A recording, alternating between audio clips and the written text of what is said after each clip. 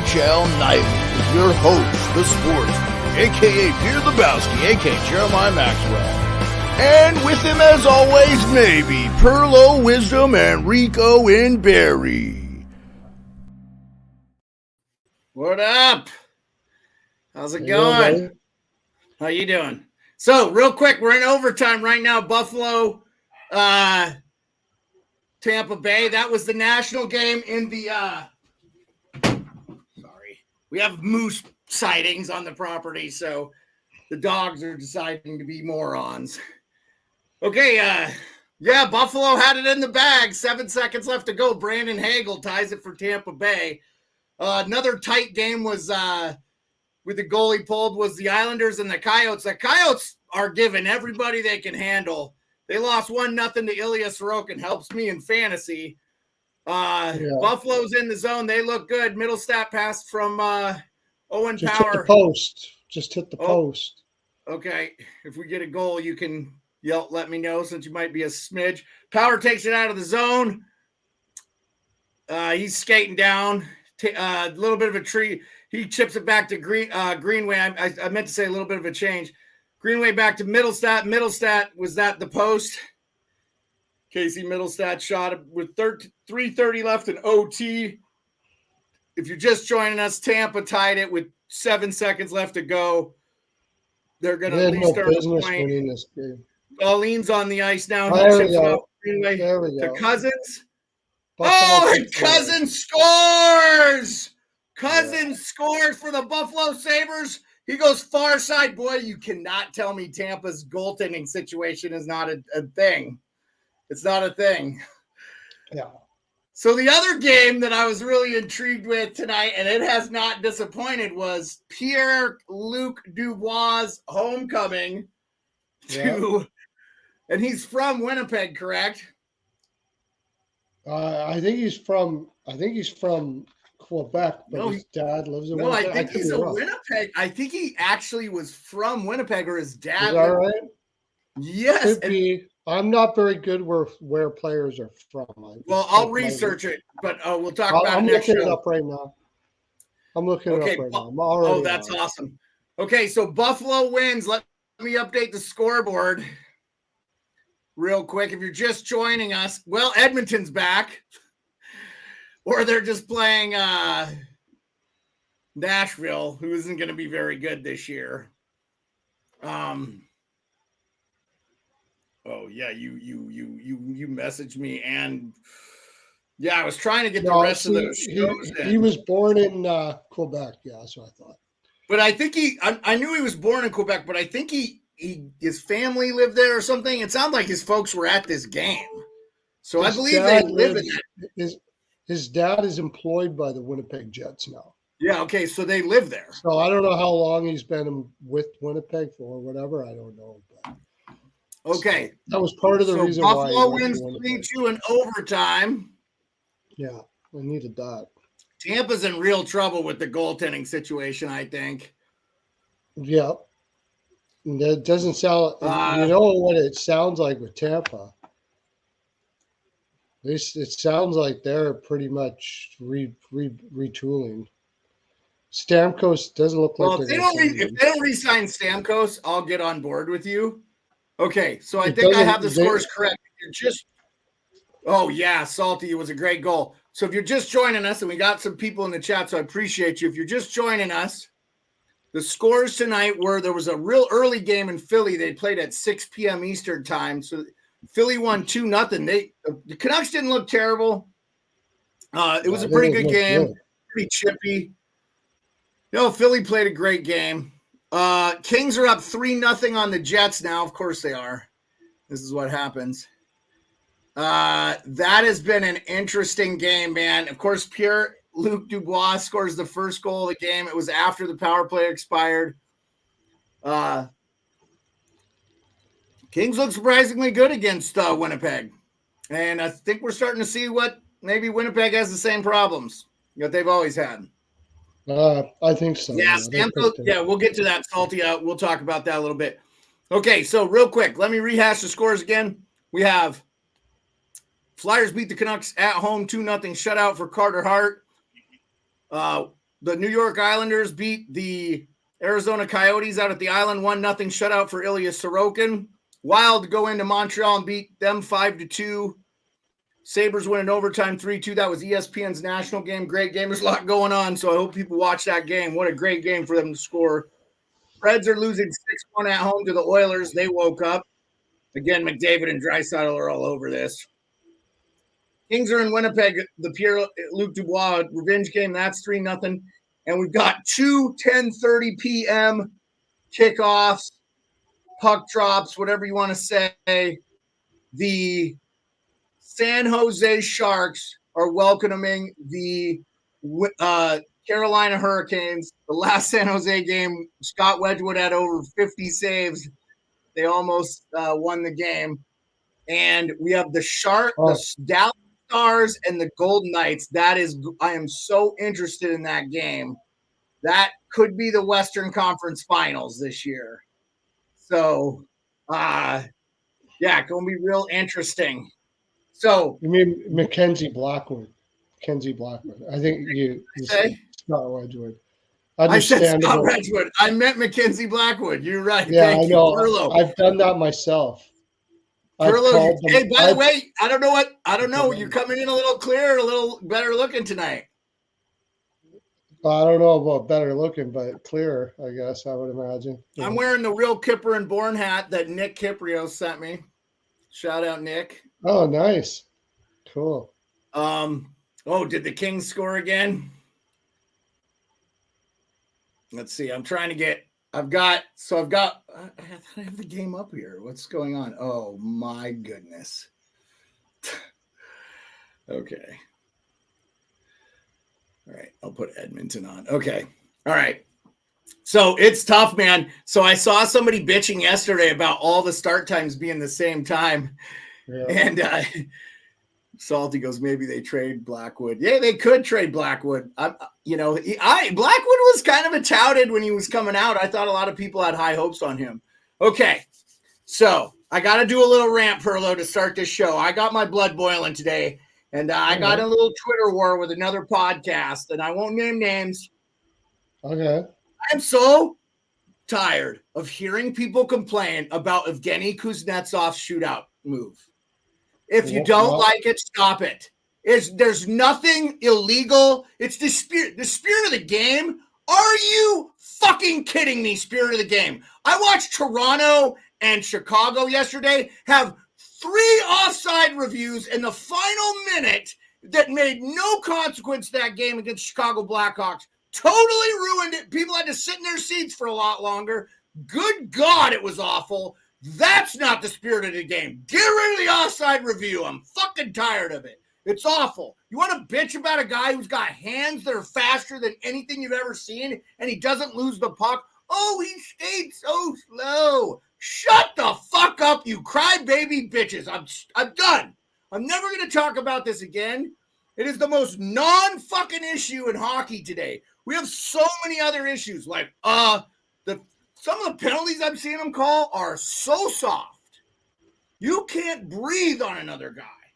If you hit a guy very cleanly, you should not have to fight. That should be an automatic instigator. Also, you should not be jumping in the middle of fights that aren't over, refs.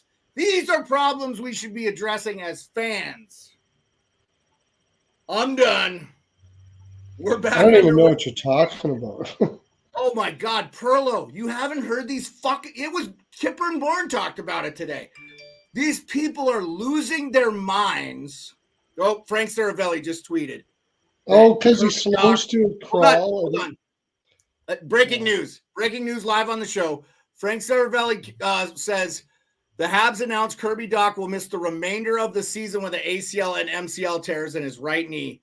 Both will require surgery. Wow. Bad news for the Habs. Okay, Perlo, go ahead and say what you were going to say. Oh, because he slows down to a halt and then puts it in the top end corner or whatever. Yeah, people are losing their minds. About? This is what people don't like it. They think it should be outlawed. What? How? I'm just saying. He's making forward motion. He's making forward motion. It's supposed to be a breakaway. It's not in the spirit of the game. Blue, blue, blue.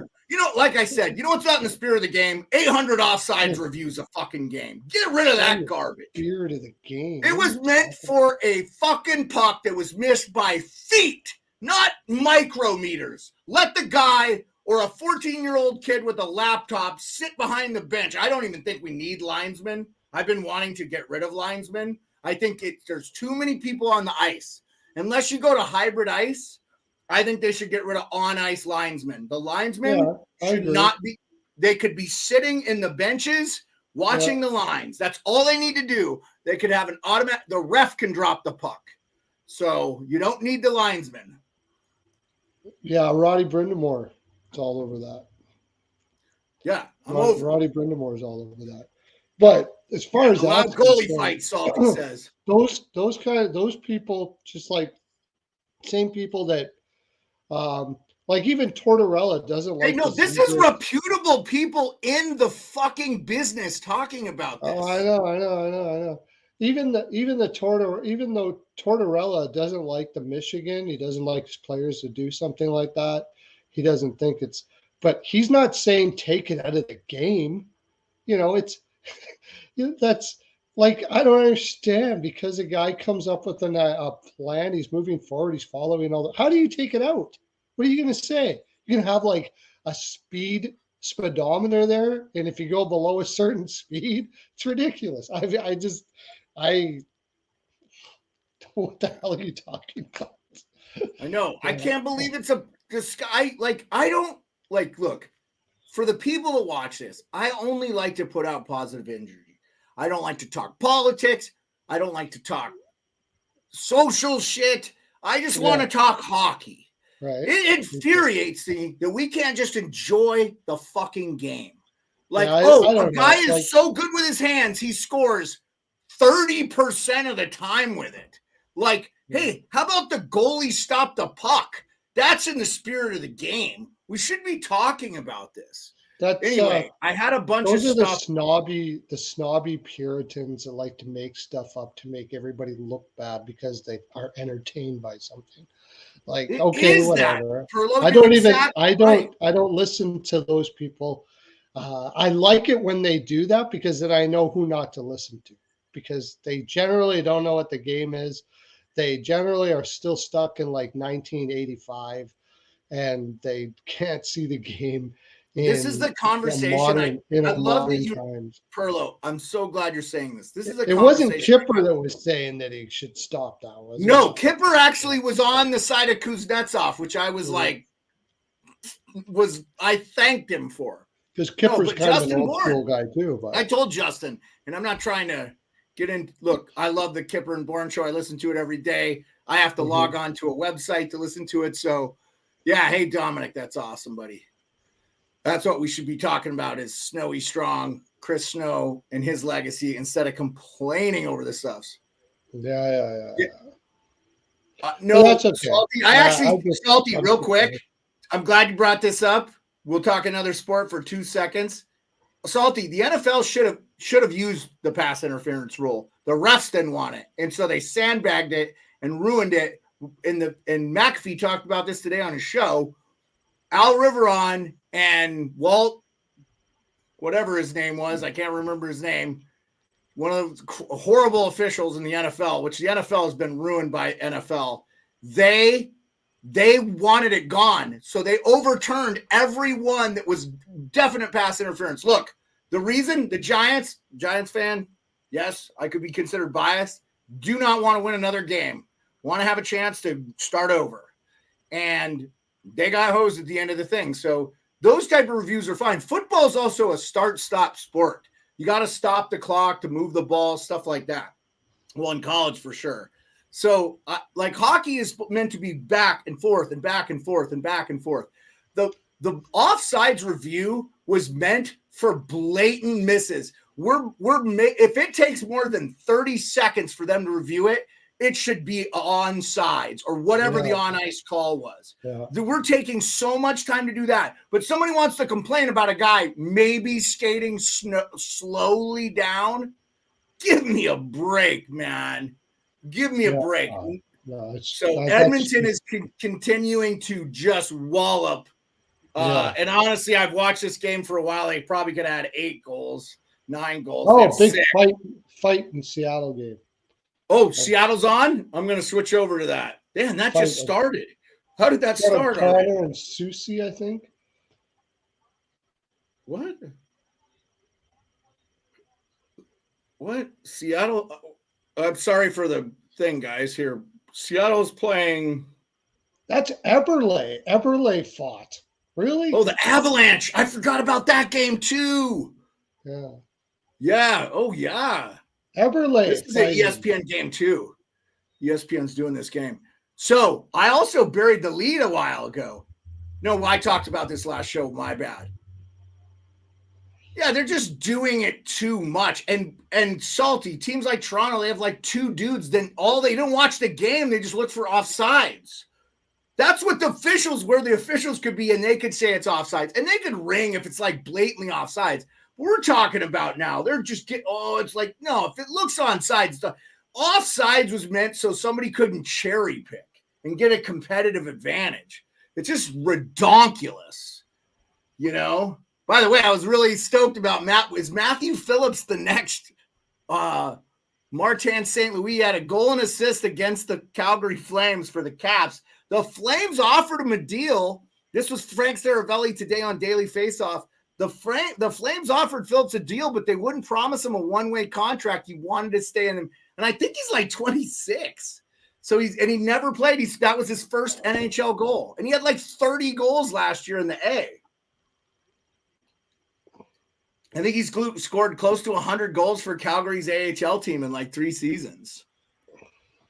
So what is going on there? What are you locked into? The Colorado, Seattle. That game's 0-0, by the way. There's so many games that are on today. It's overwhelming when it's this many games. It's underwhelming when we have 2, but there's so many games.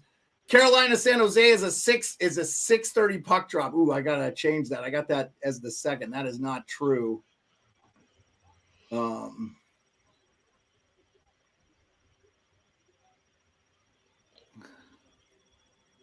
Colorado's got up their intensity here. Seattle's coming out hard. I'll tell you what, man. Colorado was dominating San Jose and they couldn't score. Yeah. And Salty says he's not a fan of the NHL schedule. He says the NHL schedule sucks. It's just tough, man. Like, I know their World Series is going on and they're trying not to compete with Monday Night Football. I'll tell you what, I liked everything I've seen out of the Kings tonight. And Winnipeg is a playoff team, I think. I think they're, now that they got Scheifele and Hellebuck, that situation is. I don't think they are. You still don't think, huh? You think they're going to trade Hellebuck and. I was between Seattle and Winnipeg, and I'm just barely putting Seattle in over Winnipeg. Well, Seattle's in the Pacific, though. So I know, but Winnipeg, the top 3, Pearlo, the top 3 teams in the division get in. No, 5 can go in from one division and 3 can go in from the other. No, but I'm saying they take at least 3 from each division, do they not? No. Well, yeah, but 5 can go from one and 3 can go first, second, and third. I think Minnesota, Dallas. First, second, and third of the division make the playoffs. Minnesota, Dallas, and Colorado make it, and then 5 from the Pacific. Minnesota looked real good against Montreal, and Montreal had the shit torn out of them when they found out Doc was going to be out for the season.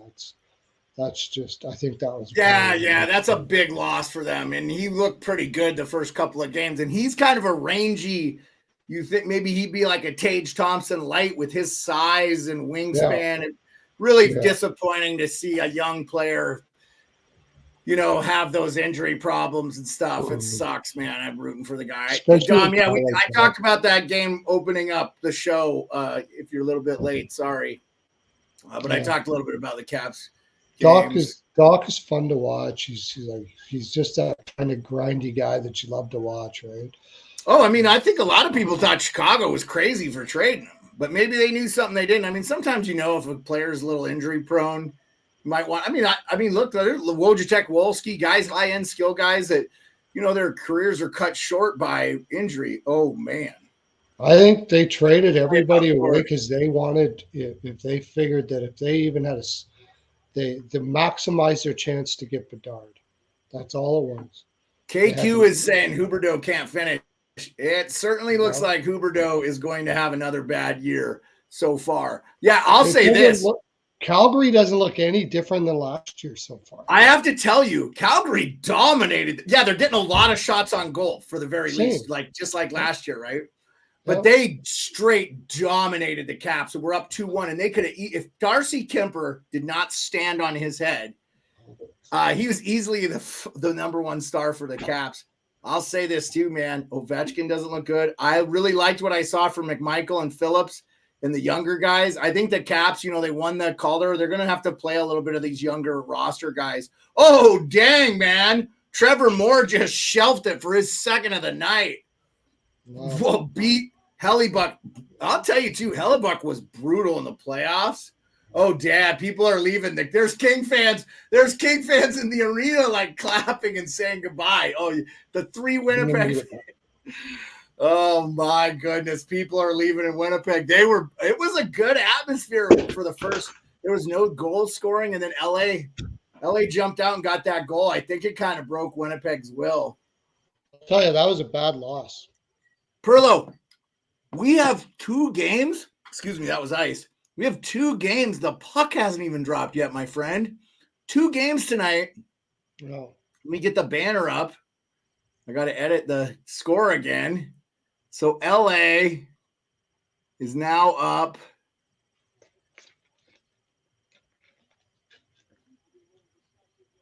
Did I lose LA? Yeah, no, I didn't. They're going to go. Okay, LA's in the 3rd. They're up 4-0. San Jose, Seattle's still 0-0. All right. You guys will let me know in the chat if the score is wrong, but I got the ticker going. I changed it up a little bit, got a little more of a hockey theme. By the way, I started the show with a rant, but if I didn't mention it, the Sports Beard hosting NHL Nightly with me, as always, maybe Pearlo Wisdom. We may get a Rico sighting to talk about his men's league, but his folks are in town, so I told him, take the night off, man. I don't pay you. You don't take money. This is for fun. We just want to talk hockey with friends. Josh, Jub, go Canes. All right, brother. Yeah. Dude, big Canes fan here, man. I think I was deployed overseas when they were in the Cup Finals in 2006, and I was rocking them, just rooting for him, man, because I was a big fan of Rod Brindamore, and I just thought this guy is one of those Warriors that has to win a Stanley Cup before he retires, And so I was happy to do it. Seattle's got 4 shots on goal to Colorado's 2. I will tell you, man, Colorado looks a little thin to me. I mean, they dominated San Jose in the end there, but that's just because McCarr and McKinnon are so good. It's just because San Jose is San Jose. That team. But San Jose was winning that game 1-0 for like the whole game. If San Jose was in the AHL, there would be probably 2 to 3 teams better than them. That's how bad. I wouldn't go that far, but because they're going to get Logan Couture back. Dude, Logan Couture is still like a second line center on a championship team. Watch Pittsburgh get Logan Couture. They're trading him though. Yeah, I would take him on the Caps tomorrow. He's better than anybody we have on the faceoffs except for Nick Dowd. And Nick Dowd's one of the best in the NHL. Like it's like him, Luke Glendening, Philippe Deneau. PLD is supposed to be a good face-off guy, but I think is he playing the wing for the Kings? It looks like they got him playing the wing. That's what I thought when they signed him. I was like, I'll play him at right wing. Because I don't think he's been all that good as a center. Who? Look, I could be wrong. Hockey people see it. I hear it. I listen for what the announcer says. And I never heard his name a lot. I'm just saying, I just think he's one of those guys that's going to be 25 and 40. Good, but not like PLD. Yeah. Duval. He's a 60. Yeah, like above average. Like one of those like Jason Arnott type guys that could get you 20 goals. He's a physical winger. He's going to score some big goals, but he's not going to be like a 50 and 50 guy. He's getting top line money to me. Isn't he getting like $9 million a year or something? He's just a 60-point guy. He'll be 60. That's what I was saying. Yeah, I mean, 20 and 40. Yeah, and that's good, dude. 60 points is not 35, somewhere. I just don't know. Is it $9 million a year worth? Is that what he's making? No, I think he's overpaid. Yeah, I agree. Yeah. So, but I'll tell you what, for Winnipeg, this was a bad loss. That's one of the two. Well, I thought I had So since we're on here, we'll talk about your bets. But I'll just tell you what I had. Well, we don't want to talk about my bets. I'm not doing good tonight. Well, that's okay. I'll talk about the bets for this. I have Colorado money line. So I had 4 goalies. Hurricanes minus Colorado. Oh, Kings scored again. Oh my gosh. Okay, so go ahead to your bets. Sorry, Pearlo. I got Carolina minus 1.5. Colorado money line. And what else? What's the money line for that Colorado Kraken game? It's minus 155. It's juicy, but I liked it even at that. No, but what was you're just picking outright winner. You picked outright winner. Colorado. Yeah, outright money line. Yeah. Minus 155 for the outright winner. That's okay. Yeah, it's not great. Yeah, Eberle to fight O'Connor, man. Eberle dropping the gloves tonight. Yeah, I know. My gosh, I'm sure that's got to be his first fight. It looked like it too. It didn't look like he was. But I think he wanted to be a veteran and a guy that doesn't normally fight. It usually brings energy. He could be the captain. They made Giordano the captain, and then they traded him to Toronto. And you know what? Look, that trade worked out for Toronto. I mean, Giordano's playing for him again this year. They're going to get 2 full seasons and 1 playoff run with Giordano. So I feel like that was a good trade for. But Seattle hasn't since named the captain. I think Eberle should be named the captain. He's just a class guy. So yeah, he's been around a long time, and I think it's going to be Tanev though, as long as because he's injured again. So as long as he's healthy. I didn't think that was a really clean hit. I thought that was kind of a dirty hit. The guy got suspended 2 games for it too. So the NHL thought it was dirty. Yeah, who was that? Yeah. No, that was a dirty hit on Tanev. Yeah, I think Chris. You know what though, Pearlo, you're kind of missing it though. I like I think Brandon Tanev was on those 2 Pittsburgh championship teams in 15-16, but or 16-17, but Yanni Gord, man. I mean, he's 2-time Stanley. He could be the captain too. You know what, Pearlo? I'm going to reach out to RJ Ekinos and Dylan Travers, the 2 guys that cover the Seattle Kraken for Emerald City Hockey. RJ Ekinos is a reporter, and that's his site in Seattle.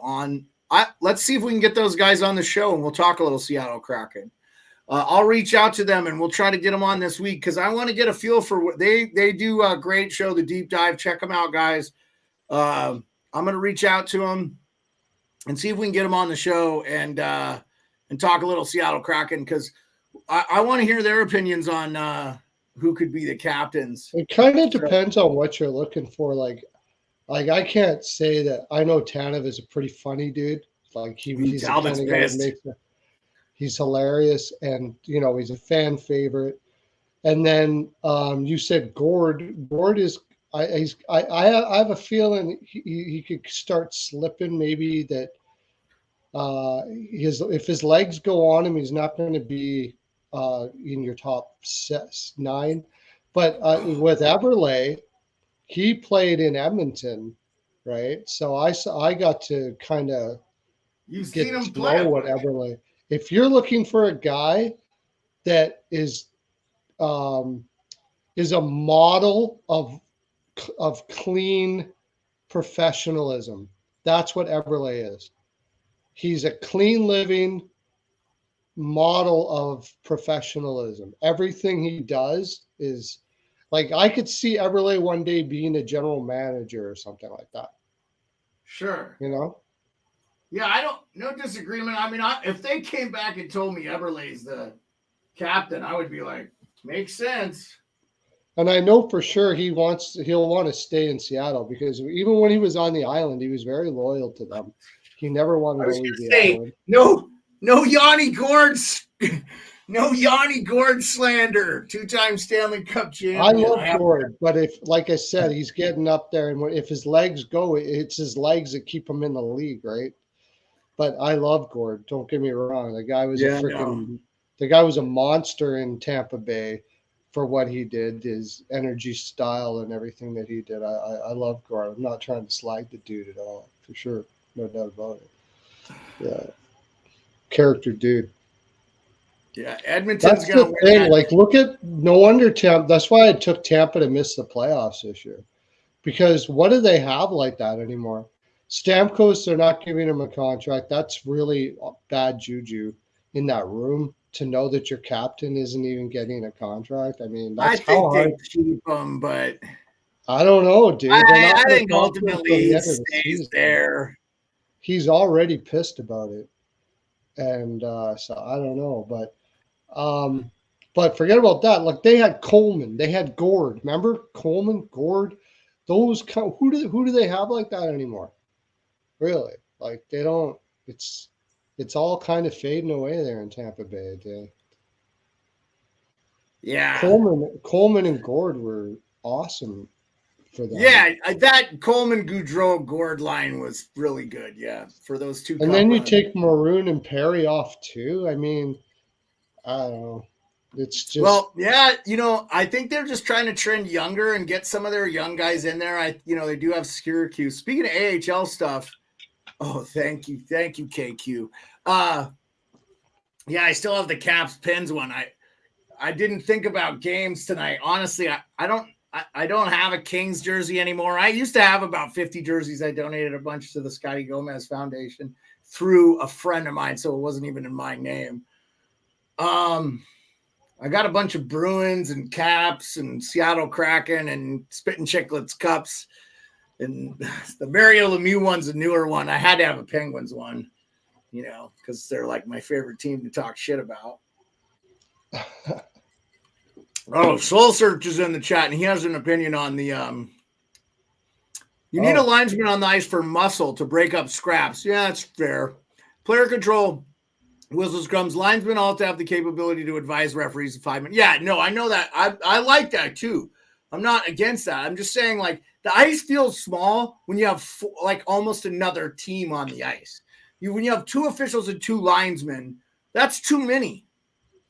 And I know they used to have 1 official, 1 linesman. That's probably too few. So I think the linesmen could be in the boxes that are on the blue line. And then if there's scrums, they can skate out and help. But so, yeah, I do. I don't know if I have any Mitchell Ness hockey jerseys. It was salty, but anyway, Soul Suit goes on to say, also referees during play can be useful for house cleaning to clear broken sticks. Yes, no, I totally get it. And Soul, you got it. Goaltender needs goalies made during the game, equipment malfunctions, etc. Yeah, no, I got you. Look, I was more of a proponent of just getting rid of the offsides review. I just say if you're going to have that many people on the ice, use the guy's call. If it's supposed to be for competitive advantage. If the puck goes in this much more than the guy's skate, is that really a competitive advantage?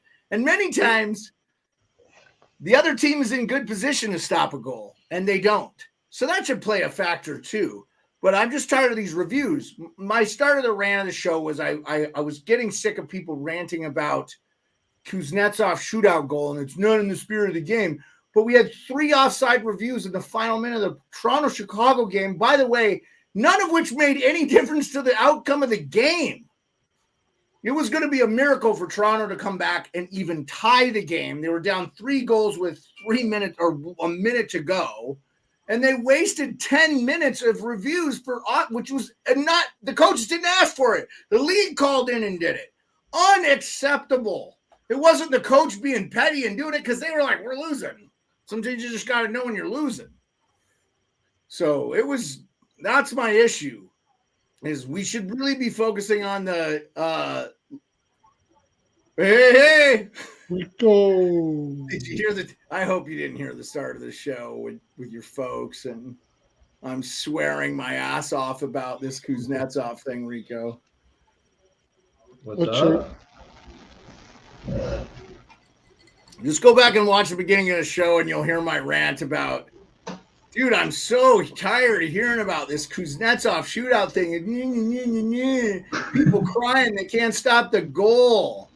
So if you go back and you watch that, that will give you a kind of an idea where I'm coming from. I don't want to go through it again because I said I wasn't going to talk about it ever again. So we were talking how the Kings went into Winnipeg and smacked them, huh? But we got out. Yeah. Hey, tonight, guys, I know we won't stay on the whole time. Rico, thanks for joining us. I wasn't expecting you. Tonight, we got a slobber knocker in Las Vegas, bro.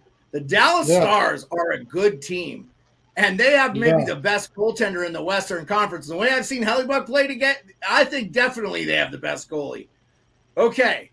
So they're in the Champs building tonight in Vegas, and that is going to be a great game. Also, Colorado got knocked out by the Seattle Kraken. That game's going on right now. And then we also have the Sharks Canes, so I'll be keeping an eye on that game too. Rico's joining us late. Thanks, man. So your folks crashed out, or how long are they in town for? Till Thursday morning. Awesome, dude. Okay. Yeah, buddy. Well, yeah, we don't expect you every night, man. We appreciate you coming in. Like I said, I wasn't even expecting you. But I went off tonight about this Kuznetsov thing. I've just seen enough Twitter crybabies and people. I'm just done with it. Yeah.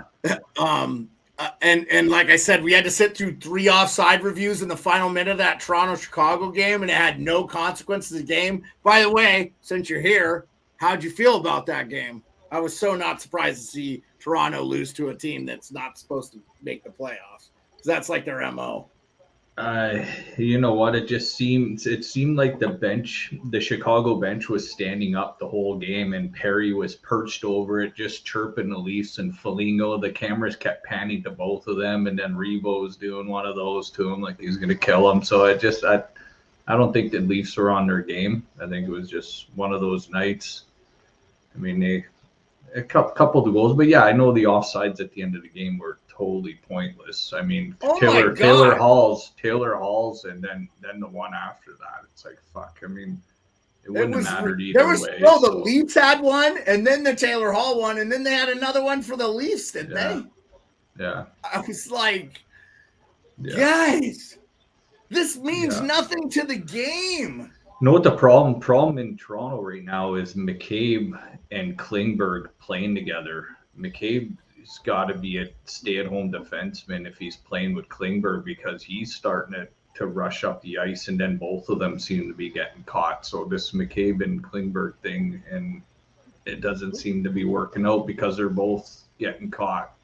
So, I mean, and it sucks with Morgan Riley. Defenseman doesn't work out. Yeah. No, I know. It doesn't matter. You know what? It sucks for Morgan Riley hasn't had a good guy on his right side that stays defensive since Ron Hainsey, it seems like. Morgan Riley has not had a good stay-at-home guy since Hainsey, and Brody's really not that guy. I think Brody's washed, man. He's declined quite a bit. He was such a solid D guy for you guys for several years, and now it does seem like Brody's an elite defensive defenseman, but he's starting to fade. Seems like it. Yeah, It happens. Yeah, no, I mean, it's catching up to him, and it seems like it's catching up to him a little bit this year. And Liljegren's all over the place. He's prone to making mistakes, and Giordano. I mean, Connor Timmins needs to come back, because he seemed to have a little bit of an upside there too, with a bit of youth.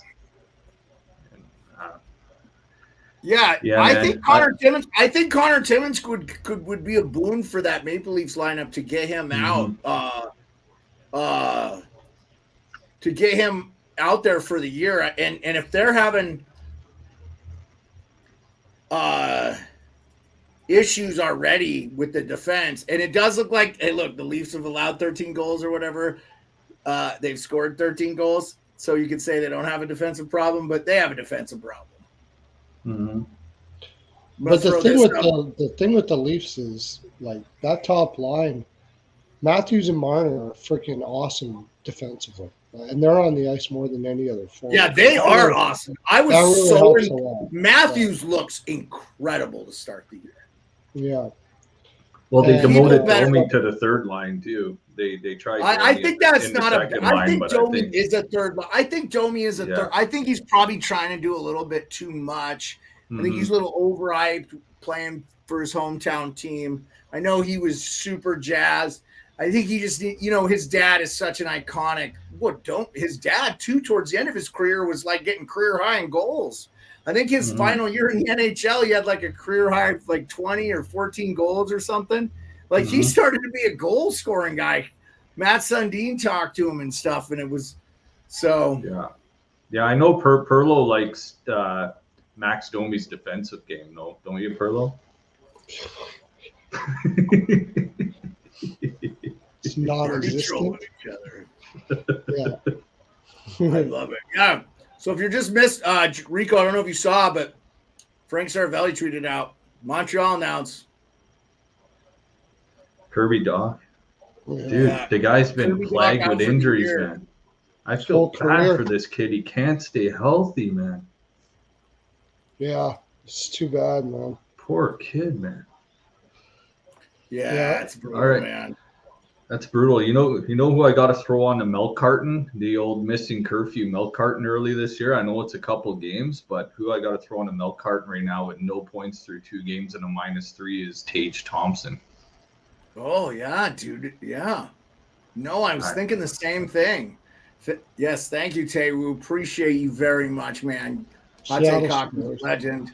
Thank you for subscribing and coming in and chatting with us. We may take calls later. We got 10:30 p.m. Seattle just scored. Is that what you said?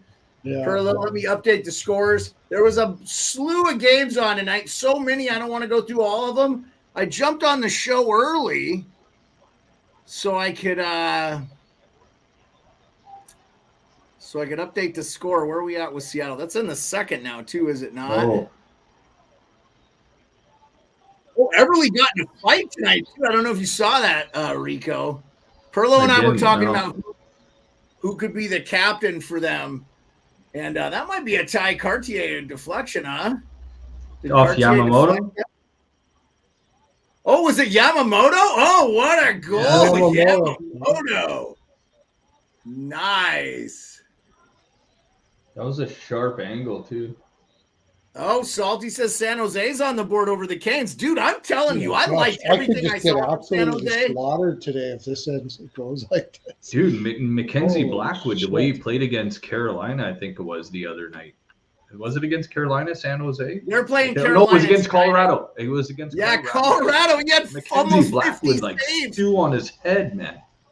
Yeah, I called him Scott Wedgwood tonight to start the show. But Blackwood was Wedgwood. Well, Carolina came back and scored. Yeah. Carolina just came back and scored. Okay, yeah, Carolina. Before Blackwood had his injury issues, I was thinking like he looked like a guy that was going to. We thought he was going to be the future goalie for.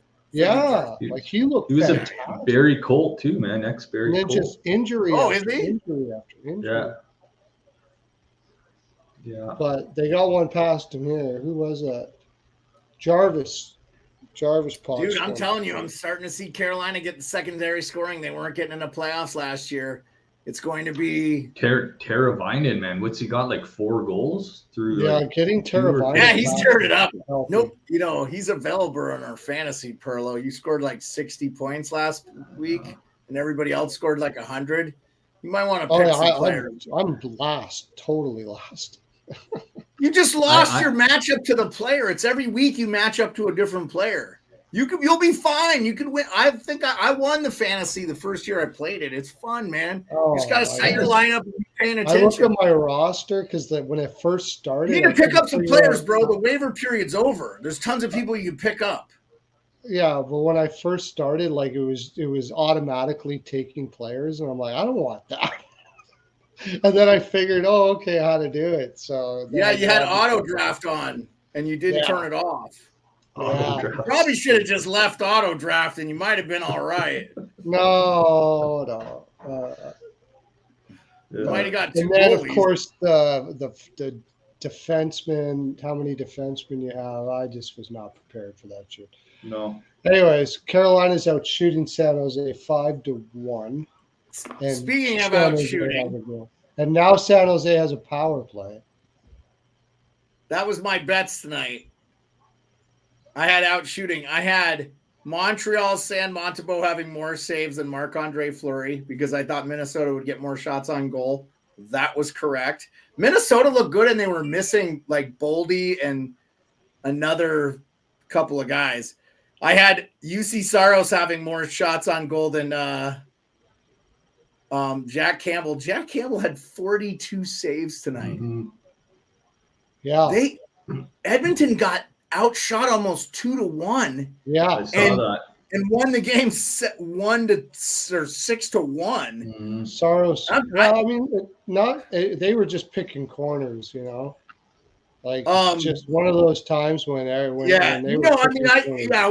I felt bad for Nashville because Edmonton's coming off losing their first 2 goals of this. I think if they lost the 3rd goal, you start sweating things like that. You know what I'm third game saying? Yeah. Like, if Edmonton goes down 0-3 when half the 3/4 of the hockey world picked them to win the Stanley Cup, I'm telling you right now, they're not winning the Stanley Cup. The way that team is comprised today, they're not winning. Because I don't trust Ekholm's health. And if he's not in the lineup, they cannot play the way they need to play. And their goalie's got to be way better. But Jack Campbell was incredible tonight because he stopped 41 shots. He looked great. And again, that's the thing with Campbell. See, when Skinner's on his game, I'm like, okay, yeah, he's good. But when Campbell's on his game, he's like, man, he's unbeatable. You just feel like he has that next level to go to, and you've seen it before. And I'm just a believer in Jack Campbell. I know he's not. So just underway in Colorado, or Vegas, 0-0. The other late night puck drop is, and we won't stay on for the whole games, guys, because we had 2 10:30 puck. That's way late. It would be like 3 a.m. for Rico. Joking, but it would be late. Coyotes look good. They lost 1-0 to the Islanders on the Isle. The Islanders are going to have a lot of 1-0 games, so they got to get one from Barzal this year. I just think that's going to be the difference in that he's got to get back to that year he was a rookie and he scored 86 points. They need him or something in that vicinity, if I'm wrong. I thought Wild looked real good with some key missing guys. Eriksson Ek's having a good year for that team. He looked good. He did. By the way, though, they were blaming Goligoski. I know Hot Take Hockey said that. Goligoski did not get beat by Willie Nylander. Eriksson Ek did. Eriksson Ek got turned inside out on that real nasty goal Willie Nylander scored against the Wild. That was Eriksson Ek who got around. Willie's going to have I think William Nylander 100-point year this year. Oh, I totally agree. He looks like the Leafs' second best player, to be honest with you. Mm-hmm. It looks like it's Austin Matthews at 1A and Willie Nylander 1B. He's looked that good to me. Mm-hmm. And honestly, Marner has kind of been a little bit disappointing. He hasn't stood out to me, but that doesn't mean he hasn't played well because Marner is really good defensively and stuff. Well, and he's got a new winger with Bertuzzi too. Austin does a lot of his stuff on its own, and Marner does a lot of the playmaking. So maybe he's got to get a little more gel with Bertuzzi on that other side too.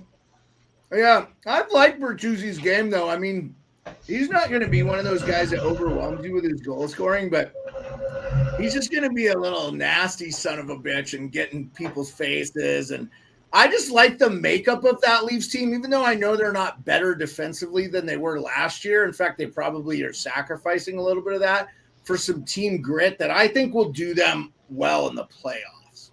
They just got to make the playoffs. I mean, brilliant Leafland, they don't give a shit if you win the division. They want to make the playoffs and win a Stanley Cup, get to the conference finals, get out of the first round. If they get to the conference finals, I think that's a win-win. Wow, Dallas almost scored. twice, 2 good shots. That Wyatt Johnson's a heck of a player for Dallas. Pearlo, who ended up winning your poll on Twitter? Wasn't it? You had Wyatt Johnson in there. Wasn't it Boldy there too? Most unappreciated player, or what was that poll you had? Oh, I don't remember which one. I did so many, Today? You had a couple days ago. You had one, and you had I think Boldy on there. I think it was about 3 most days underrated ago. young player or something like that. Yeah, and Johnston was in there. Or no, Johnson who would you rather have? That's what it was. Johnston. It wasn't Boldy. Hey, how about your? Hey, let's talk about your Faber. Brock Faber? Was it Faber? Wallstrom, Johnston. No, they were all forwards. Sorry. Oh. I'll find it in my Twitter here this way. Yeah. I'll look at my profile. We lagged. Am I lagging again? No, it was the whole system. It's the whole system we lagged. My internet lagged. That's all right. It's on me, guys. Sorry. It should be good to go now. It gives me the little, hey, you're not getting a great connection. I've had a mama and baby moose around. Oh, no, you're right. It was Boldy, Mercer, Johnston, and Raymond. And Boldy won. That's what it was. Okay. Yeah, Boldy was incredible last year. Okay, but I just had your profile pulled up and it screwed me over here. Hold on. And I want to talk about your poll you sent out yesterday, 23 hours ago. Is it just me, or this is from Pearlo? Check out Pearlo's tweet. It's his thing's under the thing. It's at Pearlo SNHLPOW. Okay. Pearlo's NHLW. Is it just me, or do hashtag Leafs forever? That's Toronto Maple Leafs hashtag for Twitter. If you did not know, players love this coach a little too much. The choices are yes, no, let's go for a beer, or I got you. And yes is winning 41%. I don't know what possessed you to do that. Let's go for a beer is right in behind it. Hey, let's talk about some controversy. And we'll talk. I want to bring up the trade. I might put Hot Take Hockey's feed on. He talks about the trade, breaks down the trade that happened today between Vancouver and Pittsburgh. I was surprised,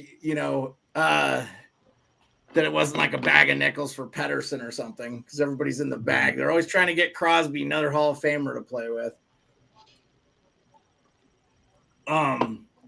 Seattle's still winning 1-0 over the first. Dallas and San Jose are under the way, and the final night of the game. Final game of the night. I meant the final game of the night. The final game of the night. Hurricane Sharks. So that's a little bit behind this Vegas. I'm not going to keep track of that, but that score is 1-1. I'll update this banner real quick. So we have Colorado, Seattle 1-0. Dallas, Vegas is still 1-0. Dallas is out shooting Vegas. Carolina. Well, this is Dallas's second game, and Vegas is fourth already. Yeah. Yeah, it's funny. It's funny how we've got all these teams that have really not played very many games, and we're almost 2 weeks into the season. But you never know how they have to schedule these. And that Islanders game was the first game they played. It was on Saturday too. It's like wow. Yeah. What about the Islanders? The Islanders are going to win like 1-0, 2-1, and then you look at the box score, you're going to see a goal by like Brock Nelson or Barzal, and they win 2-1. You're going to see that all. Brock Nelson was real good for them last year. I had him on my fantasy. He did real well. If they make the playoffs, Sorokin wins the Vezina for sure. He made it last year and he didn't win, and he sure as hell should have. I'm sorry, Ullmark. Boston was an incredible story last year, and they were, they led the NHL and GAA. And I thought Ullmark was good, but I thought Jeremy Samwin was equally as good as Ullmark. He just didn't play as many games. Swayman's going to take his job, maybe even. Ullmark had a great year, but Sorokin is out of this world. I think he's the best Sorokin deserved to win. I mean, as much as we credit the Islanders for being a defensive team, they're not. You're not. They were not great last year. It's Sorokin, and that's it. They missed guys like Devon Taves and stuff.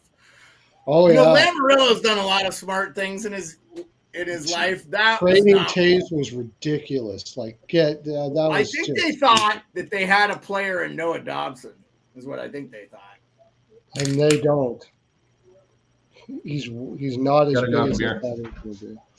And then they went and got the Russian, and he's not really that great either. Romanov, yeah, he's not that great either. I'll be right back. Yeah, Edmonton went off tonight, didn't they? I agree with Salty that Boldy can score 40 Genos. Yeah, I think Salty. I believe on the open market, and Willie Nylander gets no less than $11 million a year. I think someone is going to pony up for him. Could you imagine Chicago puts him on the wing with Connor Bedard? That kind of speed and skill. I was reading on Twitter earlier that the Leafs. The nice thing about the Leafs side of things with Nylander is Nylander doesn't want to play anywhere else. He wants to stay in Toronto, and apparently that Toronto is able to financially pretty much pay Nylander what another team would be prepared to pay him. Because you got Bertuzzi coming off the books, you got Klingberg, you could front load it, I guess, with Tavares being there for only one more year. You could back load it, I guess, a little bit. If you get him back, there's a way they can do it. Tavares will be making $2 million on his next deal a year. He'll be playing for love of the game. Maybe he's not getting more than $2 million. Maybe $5 million. I don't know, man. He's looked good at the beginning of the year here too, but he's a guy I got to see more from in the postseason. He's just getting older. I just think he missed his window. It doesn't hurt. Toronto, they could have got Corey Perry that year they went and played Montreal. Wouldn't that have been Dude, the bubble year was the absolute worst year to be a fan in Toronto. The first, basically almost first shift of the game, Corey Perry runs over Tavares, knees him in the head, and Tavares is gone for the playoffs. And it's that was. I was watching Hot Take Hockey stream. I felt so bad for Leaf fans. It was fuck. Yeah, and Muzzin keeps going down, and that never worked out. It's no, that was brutal, man. I thought that was set up for you guys to go on a little bit of a run there too. I thought that Canadian division was a little bit of bullshit, quite frankly. They used the pandemic because I was like, Edmonton wasn't ready to be a playoff team. They weren't ready. They shouldn't have been. And, I'm not saying Toronto was ready to, but I was like, this is Toronto doesn't run the table on this. I don't know if they ever will. Because did they still have Kadri too? No, I think Kadri is gone. And they traded him. Yeah. But they got Tyson Barrie in that deal. So Tyson Barrie is that offensive defenseman. I actually thought Tyson Barrie was really good last year for Edmonton, and then they didn't miss a beat with Bouchard. So I'm like, well, is it Barrie or is it just Tyson Barrie had his best year of his career last year. Didn't one of you guys drop him in the YouTube fantasy? Didn't you have him? I did. Didn't you drop him? I picked him up on waivers. I got to wait for it to go on my things. Yeah, I dropped him. No, there was a couple other guys I wanted to pick up. There's other things other than goals and assists that help, so you can kind of get another couple I kind of needed I was just looking to get. So I picked somebody up here. Vegas looks good, man. I haven't seen a game where they've come out and they just about scored. Wow. I thought they roofed it on Ottinger there. Vegas is a legit repeat for the Cup. I don't think they want to give that up that easy. They're missing Riley Smith. And I still am not convinced Pittsburgh's making the playoffs, even though they embarrassed the Caps. I do know though the Caps are definitely not making the playoffs. I think the Rangers are going to slip into that third spot in the Metro with Laviolette playing that defensive style. The Rangers are finally playing defensive. The Rangers look hockey. good, man. They've looked good in just about every game. They did get their breaks beat off a little bit by Columbus, but it was Columbus's home opener. They played a bunch of guys. They sat the first game, so I was really impressed. But the Rangers look good. The Rangers actually look, I think, so here's the thing. I think the Caps, I think they're going to, man, they're showing that Eberle fight again that with O'Connor. That's such a good fight. I'll try to find that on Twitter. Let's see if we can show it. That must have been the start of the game.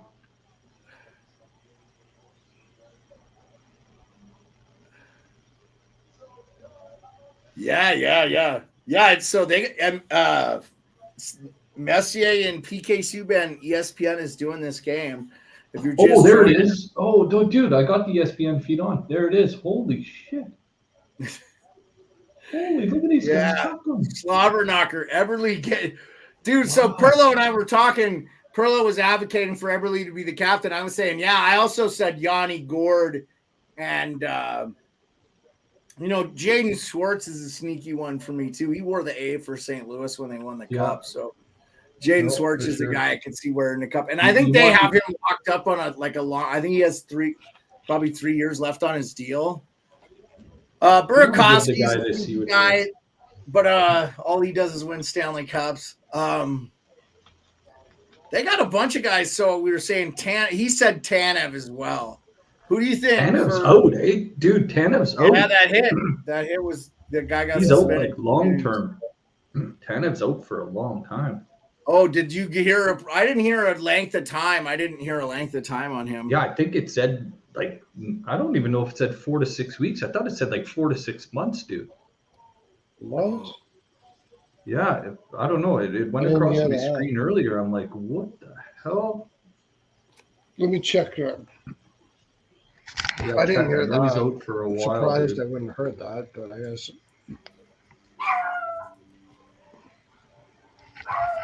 Velarde hurt again too. That guy gets hurt all the time. Oh, Velarde's hurt again. Oh no. Velarde. Oh wow, 4 to 6 weeks is what Salty 4 to 6 said. weeks. Salty, Okay, thank you so much for being with us, sticking with us. I saw 4 to 6, and I was just. Yeah. Velarde's hurt. Had knee injuries from the time he was in. I don't know. Was it college? He was in college, wasn't he? So it's this, and now he gets another one in Winnipeg. That's not good. How about Couturier on the penalty shot for his first goal in almost 2 years? Nice little dangle for Philly earlier. Yeah. No, I thought he was hurt. That was a good game. I mean, that was a real chippy game too. I heard he wasn't going to be playing. And Go ahead. I just was saying I watched that fight. Yeah, it came on at 6 Eastern. I watched that entire game. Blackwood, and I was really impressed. I mean, again, Tortorella's going to have them playing tight games, man. Blackwood is doing it again. 16 shots. Just funny that Blackwood couldn't do it in New Jersey, man. And all of a sudden he's going to San Jose and he's looking like a brick wall. I just think they liked what they have with Vanacek and Schmid, and I just think they never saw it from him, so they were able to trade him. He's just injured all the time, and he's just maybe finally healthy. We never know what happens behind closed doors, but I kind of felt like they were a little bit kind of tired of waiting on him a little bit, so I feel like they probably traded him when they felt like they had the highest value they could get out of him. And I don't disagree with the trade. I think they have it with Vanacek and Schmid. I think that's a good 1-2 punch. When Vegas won with Hill last year, I just don't think you need to have Dominik Hasek anymore. I think if you overpay a goalie, it only hurts you in this cap-strapped era. I don't think, I even feel like the Caps, even though Kemper is definitely the best player on the ice for the Capitals in their second game out of the season, they played at home against Calgary and they won 3-2 in a shootout. It was Darcy Kemper kept them in the game. So I think it depends on what type of team you have. You can't play like the Oilers and have shit goaltending. You can't. No, 100%. I agree. You can play like Vegas and get away with it. So if the Oilers had Thatcher Demko or Jake Ottinger, I'd be talking about maybe them winning cups in a row. If what? Sorry, if who had that? Edmonton had a Thatcher Demko then maybe they got a chance. Yeah. Or a Jake Ottinger, I think that they would be a shoo-in for the Cup. But I'm saying though, Edmonton could win a Stanley Cup. I think it'll be the kid from LA, Jack Campbell. He's gonna take them to the Cup Finals if he's playing at the highest level. I'm not convinced Skinner has a game. I think he's a big goalie. I think he got on a team last year where he had to make routine saves against a team that was so good laterally and the best power play in the history of the NHL. I can tell you right now, Edmonton is not going to be the best power play in the history of the NHL this year. They're not going to be a 40% power play team. Teams are learning. Vancouver wrote the book on what to do against them and how to play them in the first 2 games of the season. They outworked them. And I think if you have the skill to match, to kind of negate, like Vegas, like somebody said it earlier in the chat, that Eichel's tearing it up. Yeah, Eichel looks really good. Eichel looks so good 2 ways. I believe he was the reason that Vegas went by them. He negated McDavid in the final 2 games of that series. And I watched him intently because I wanted to see how he was playing him. And I'm saying he shut the alleged best player in the world down. I still say Matthew Tkachuk should have won the Hart, but we'll see. So that being said, do you think there's a Selke in Jack Eichel's future? I really like if he plays the way he did, he sure could. I don't know if I'd put him that high. Just for Selke. Down He's the road. really good defensively for how good he is offensively. But I thought he was out of this world in the postseason. I wouldn't put him in like elite status defensively, but he's like really good considering how much offense he does. Yeah, Gorky, we are talking hockey, man. Throw something in the chat and we'll answer your questions, man. We're gonna do a little bit of a shorter night tonight. Rico's got his family in. We had 2 10:30 p.m. Eastern puck drops, so we're probably not going to stay through those games. Probably just ride through the first period. But the scores should be up to date. I think I have everything on there. Let me double check. I don't have to look down. Final scores are Flyers beat the Canucks 2-0. That was a great game. Carter Hart gets a shutout. Wild going to Montreal. Down a couple good players, win 5-2. I was really impressed. The sad news of the day was Montreal's lost Kirby Dach for the year. He had ACL, MCL, both destroyed. Lightning score with 7 seconds left to go against the Sabres, tie it up, but the Sabres win in overtime. The Northwest Territories boy, Dylan Cousins, gets the goal. It was a nasty one. Coyotes going to the Long Island, get 34 shots on only 14 shots on Sorokin. He stops all of them. That was Islanders 1-0 win.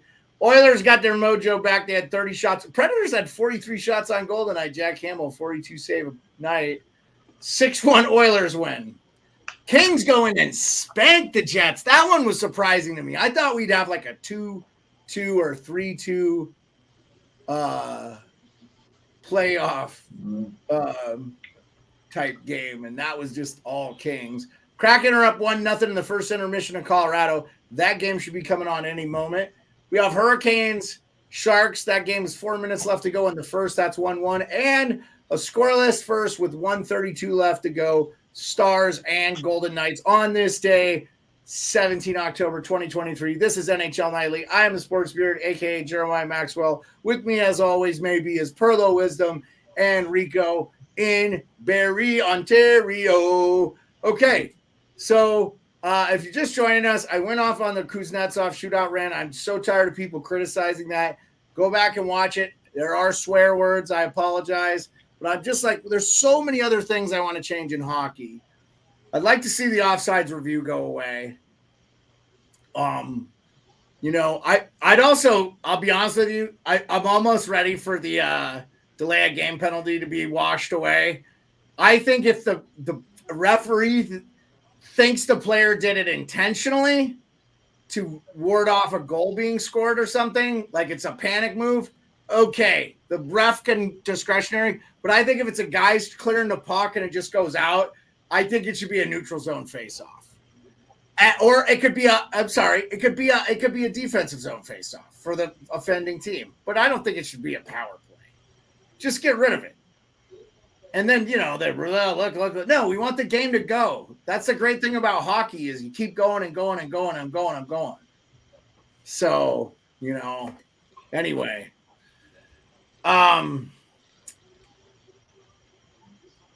Philly looked good today, man. It's a typical Torts win. Couturier's back. They got some young guys in the lineup. It's going to be interesting. I think they're going to be a tough team to play. I thought they were a tough team to play last year, too. They just, by the end of the year, they were so thin with their injuries and stuff. They just couldn't. And their young guys weren't ready. I think their young guys are a little bit more ready and stuff. So we'll see what happens. Again, Kraken Avalanche, hell of a game. Love seeing 16 shots on goal by the Kraken. They're up 1-0. The Kraken got to win this game because they basically don't have any winning points. This will be their third game of the season. This is a must-win for them, in my opinion. And I think they need to go out and show that Colorado, it was no fluke. Like seeing Yamamoto get on the board for them because he was an ad for them. And, he's going to replace two popular players in Seattle and Sprong and Ryan Donato. And Ryan Donato's looked real good for Chicago early, too. So we'll just see how it goes. I think the thing with Seattle is they got to pull a Vegas in order to take the next step. You know how Vegas came into the league, they had a bunch of leftover players from other teams, and, they pulled together and they played well as a team from top to bottom. They had some good depth. But until they got Pietrangelo, until they got Eichel, I don't find there's enough top-end star power on Seattle. Mark Stone, too. Well, absolutely. Mark Stone was the first one they got out of that bunch. But, I think that Seattle a year or two away needs to get that top end talent. Yeah, I agree. To basically be a company. Could you imagine? So here's two guys. So Pettersson's an RFA. What about Elias Pettersson and Willie Nylander on Seattle? What? You wouldn't do that? Well, I'm not saying I wouldn't do it, but there's no way in hell you're going to be able to. Nylander's not they have no team left. But it's how are they going to acquire them? Okay, Soul Search asks us a question in the chat. I'm going to ask you guys: would you keep the trapezoid? No, trapezoid's stupid. So here's why I don't mind it, but I'm going to let Rico go. Go, Rico. What, behind the net? Yeah. Yeah, so the goalie could go in the corner and play a puck. Yeah. Mm-hmm. I mean, it makes a better puck battle because if not, the guy's just dumping in that corner and the goalie's there before the play even gets there, and it's going to the other end of the ice anyway. I think the defenseman should be able to play the puck in that corner, and it forces a better play around the net, I think. I would keep it. I'd keep the trapezoid, I think. So because that goalie was in the corner more than other players. Yeah, if you played like Marty Brodeur, and then if you breathe, so here's my thing: keep the trapezoid. The goalie can go into the corners to play the puck. It's fair game, but he can get fucking annihilated by somebody coming up the boards. Tom Wilson can fucking destroy him, and there can't be a penalty called. So that's a check free. He's a. I'm not saying a dirty illegal check. I'm talking. He could be bodied and pinned up against the boards like he's a forward or a defenseman playing the puck. Now, in the trapezoid, he can't be touched. You just leave him be.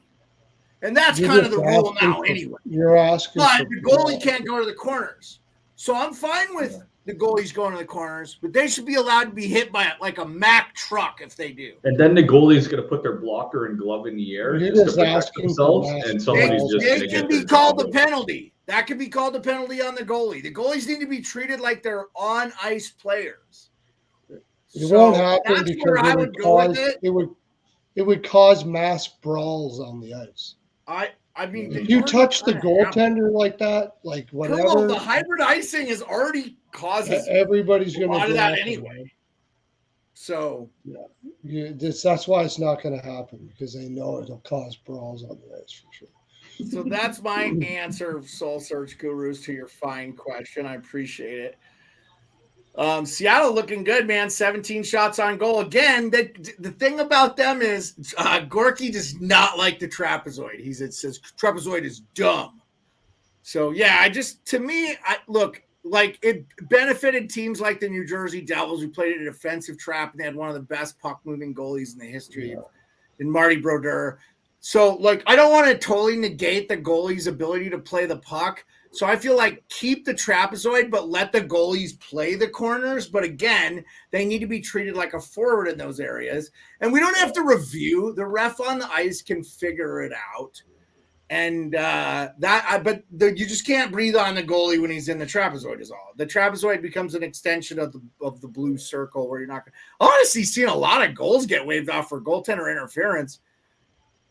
Vancouver had a goal that they scored that Connor Garland scored. I was like, that's goalie interference. Excuse me. I apologize. I was really shocked. It's been an emotionally draining day, guys. Sorry. The Moose have been on the thing. My wife came home and I had a serious migraine. I was contemplating not getting on, but I was like trying to watch the end of these two great games. Tampa ties it with 7 seconds to go against Buffalo, but Buffalo wins in overtime. The Islanders were being, hey, that Logan Cooley looks good, man. I know somebody picked him up, I think, in our YouTube. Oh, he got drafted. Oh, did he? Yeah. Oh, okay. Dude, you're playing with a bunch of hockey guys that those guys don't fall through the cracks. When Raphael Harvey-Pinard came up last year for the Habs, somebody picked him up before he was, because it's because he was going to get top line minutes, and he did. He scored. Colorado scores. Oh, did they tie it up? Oh, yeah. Yeah. 62. Who is that for Colorado? Well, I my concern is I think Cooley will fade down up. He's hot right now. He looks awesome. He's going to be a great player. But I think this year he'll probably fade in the second half. He's just too small. Cooley. You know what? The NHL is set up for small players to survive now. but he's just a young small player. They said the same thing about Marty St. Louis. They said the same thing about Cliff Ronning. They said the same thing about Doug Gilmour. They said the same thing about Darren Fleury. Yes, they did, because Calgary traded him, Pearlo. What I'm saying is I think Cooley is going to have an amazing career, maybe like St. Louis. It's just this year. He's only 18. He doesn't have a man's body yet. He doesn't have the physicality. I saw him play in the Frozen Four. He was one of 3 players that stood out. He's insanely good. One of the other players that stood out for me was Tyler Brendamore with his defensive play. And I'm surprised he's not getting a sniff in the NHL right now. Yeah, I would be okay with the NHL shortening the schedule to 78 or 72 games.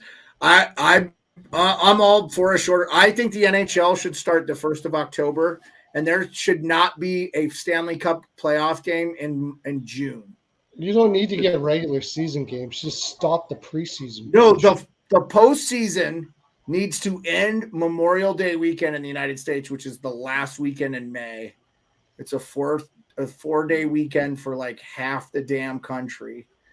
It's a great time. People are starting out this summer. Cut preseason. Those are when the Game 7 of the Stanley Cup Final should be played that final weekend of May, in my opinion. Cut preseason games. Why do we need that many? No, they already let teams pick. Some teams played 8 or 9 this year, Pearlo. Teams picked how many they wanted to play. So they're letting teams use it for. I don't. If teams want to play 10 effing preseason games to play all their young guys and get a feel for who's ready for the team or whatever. I mean, the vets played 2 or 3 of them anyway. So I don't care about the preseason. I'm saying the first game puck drops 1 October. You are in the dead of fall. Hockey should be being played. My opinion. cut the preseason time back and start the season sooner. You don't need to have the preseason that long. It doesn't do what are you learning from playing pond hockey? Nothing. You're not learning anything. They already have their team picked. I think a lot of teams are using it for like a camp development and it's real action. Solskjaer says, should 2-minute penalty be played to completion for the full 2 minutes, even after a goal is scored? Nah. I will say this though. I would like this if the opposing team scores a shorty, the power play is over. I always thought that would be interesting. Now, the guy doesn't have to come out of the box. He can still serve his 2-minute penalty or whatever. But the power play is over if you give up a shorthanded goal. I just think that's a great idea. I like it. I would love to see they're doing that in the Champions League in Europe this year. Are they? Yeah. Okay, yeah, I'm a big fan of that. That's a great one. Yeah. I just think we should consider, like I said, Kuznetsov shootout thing. If you got your thing in a bunch on that one, you should stop watching hockey. I mean, because to have the hands to move a puck back and forth like this, I don't think people understand how much skill is involved. And then to bring it to your forehand or backhand and roof it every time on a goalie. Only skilled players like Kuznetsov and Patrick Kane can pull that move off, or else everybody would do it. Not everybody can do it. So if he can do it, great. Yeah, I'm just over that. Different. But I'm saying get rid of the offside review. If you want to get rid of the trapezoid, get rid of the trapezoid. But like I said, the goalie goes and keep the trapezoid for one thing and one. In fact, I would make the trapezoid smaller and let the goalie play the puck in a greater area, but he's fair game in a greater area. So yeah, it's just never going to happen, man. If you hit the goaltender, I don't care where it is, you're going to have I'm not saying hit him, but you can play him like a forward. It doesn't matter. You touch the goaltender, and if he's stick handling the puck in the corner and it's at his feet, a forward has a right to go forecheck him. I'm not saying just dirty him out of the game, but I'm saying you can hit the goalie in the corners if he goes and plays. Now, right now, the goalie's not allowed to go to the corners. You better get your mitts off. But I'm saying the goalie doesn't have to go play the puck in the corner, by the way. He can sit his ass in his crease. My wife will tell you, and I'll tell you, sometimes I'm embarrassed. We're at hockey games. The goalie leaves the net, and she'll be like, stay in the fucking net! Screaming at the goalie to stay in the net. I'm serious as a heart attack. And I'm always like, I didn't come with this lady. But I almost agree. I've gotten to her line of thinking. Goalies don't belong out of the crease. And if they go to the corners, let them go, but they should be allowed to, be hockey players and not some protected, eggshell that shouldn't be touched. Well, hey, we got Marc-Andre Fleury. Hot Take Hockey in the chat. Is that Marc-Andre Fleury or Hot Take Hockey? Hot Take coming in. Hot Take's probably saw a little bit of my Twitter war with said individual. I'm not going to pub. Because I have nothing against the guy. I follow him, and after the confrontation, I subscribe to his thing, and I want to listen to what other people are doing. But man, I'm not trying to start Twitter wars and get clicks. I'm just saying, stop crying about Kuznetsov. No, I don't know if there's an illegal curve penalty anymore, Soul Search Guru. I remember when McSorley got kicked out of the game. That was that probably cost the Kings the Stanley Cup final, honestly. Nobody would use an illegal curve anymore. There's no need to, because the sticks are so good you don't need it anymore. And actually, it takes away from your backhand now. So nobody. Well, Crosby plays with kind of a notoriously straight stick and stuff. Yeah, there's so much flex in the sticks now. I know a lot. It's pretty much every guy plays with a traditional curve. Remember that old beer commercial where they're talking about loosening the curves, and the guy goes in and scoops a beer out of the fridge with the stick, and then the curve is like this. Oh, he thought that. I think it was a Molson Canadian one, man. I think it was a Molson Canadian. I haven't seen a stick curve penalty called in forever, Soul Search. So I think that is no longer a thing. I think also they just make the sticks to the players' likings now, and the players have grown up with that semi-half. Well, that you can't take a torch to them anymore. The way they're built now, they'll just melt. Yeah, in you your can't hand take a if you torch try to to them. They're all burn a carbon. curve. Yeah, they're not wood where guys are heating them wrenching on. Can you look at some of Dude, Bobby I used to Holt? put them in my dad's vise with the torch, and then we used the grinder to grind the handle to round in the handle off. You'd have the wooden stick in the grinder and everything, and then you do the blow torch to the blade. Oh yeah. I used an almost straight stick when I played because my backhand was my best shot. So Yeah, Pearlo's sneaky. yeah, Pearlo's sneaky backhander. Yeah, I don't know. I talked to I'd always talk to goaltenders and say what, and that I'd say what do you hate the most, and almost all of them said backhands because you never know which direction it's going. I've heard that. Unpredictable. I worked on my backhand like crazy, and it was really good. I could roof it really well. Pearlo's got his dryer all dented up as a kid, eh? Just backhanding. I don't have much stick in here. Put dents everywhere. Yeah. I've got an autographed Lanny McDonald stick up here, but I've got a stick. I use a Stam. I'm a left-handed shot. I use the Stamkos model Bauer. I like that stick. That's kind of been the one for me, and that's got a pretty good curve on it. But from what Eddie Olczyk said, it's harder for the goalies to read the puck off the backhand, is what I've heard. And I've heard Lundqvist talk a little bit about it too. And Crosby, I bet half his goals are on the backhand. Yeah, it's hard to read. It's hard to read which direction. Yeah, most of the time, a backhander is a little bit of a flibbler. Like it's hard to get solid wood on a backhand. So Salty says Sid has the best back in the show. I don't think anybody would argue with it. Bergeron had a pretty nice one too. He played with a relatively flat stick too, because he was. But has there been a better face-off guy in the history of the NHL than that guy? I think like Guy Carbonneau or something like. Like to see prime Guy Carbonneau against Patrice Bergeron. So if you're just joining us, I got the scores down in the thing. Let me do a quick score check. I know it's right back. Okay. I know it's still 1-1. Oh, I got that Seattle one.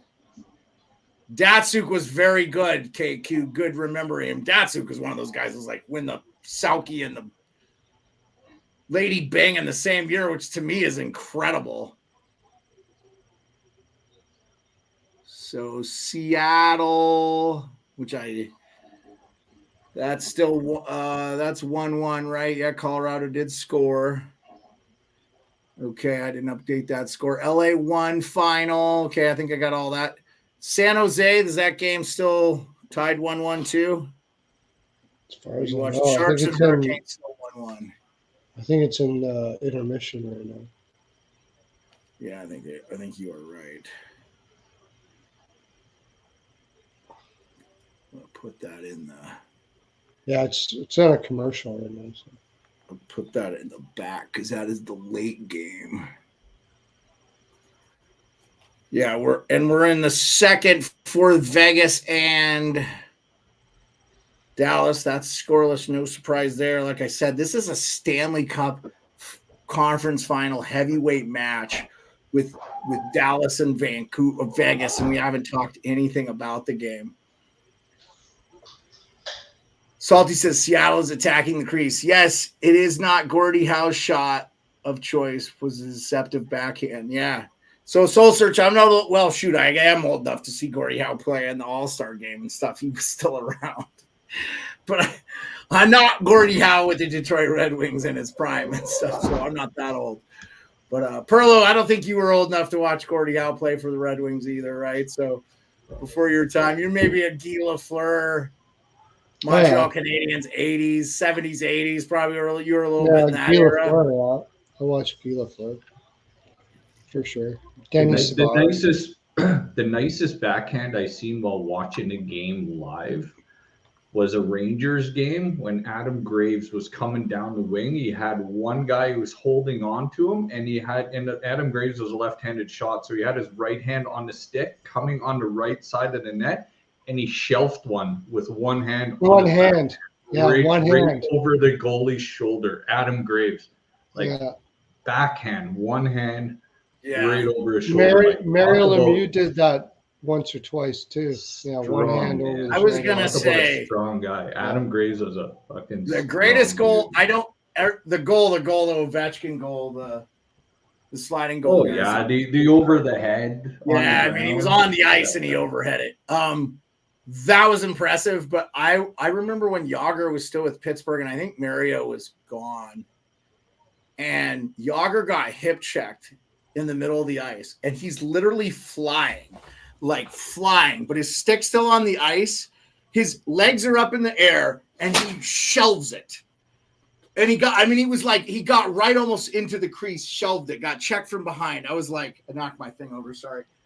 Is a slap shot dead? Goal. I always thought that guy, I mean, he's still playing.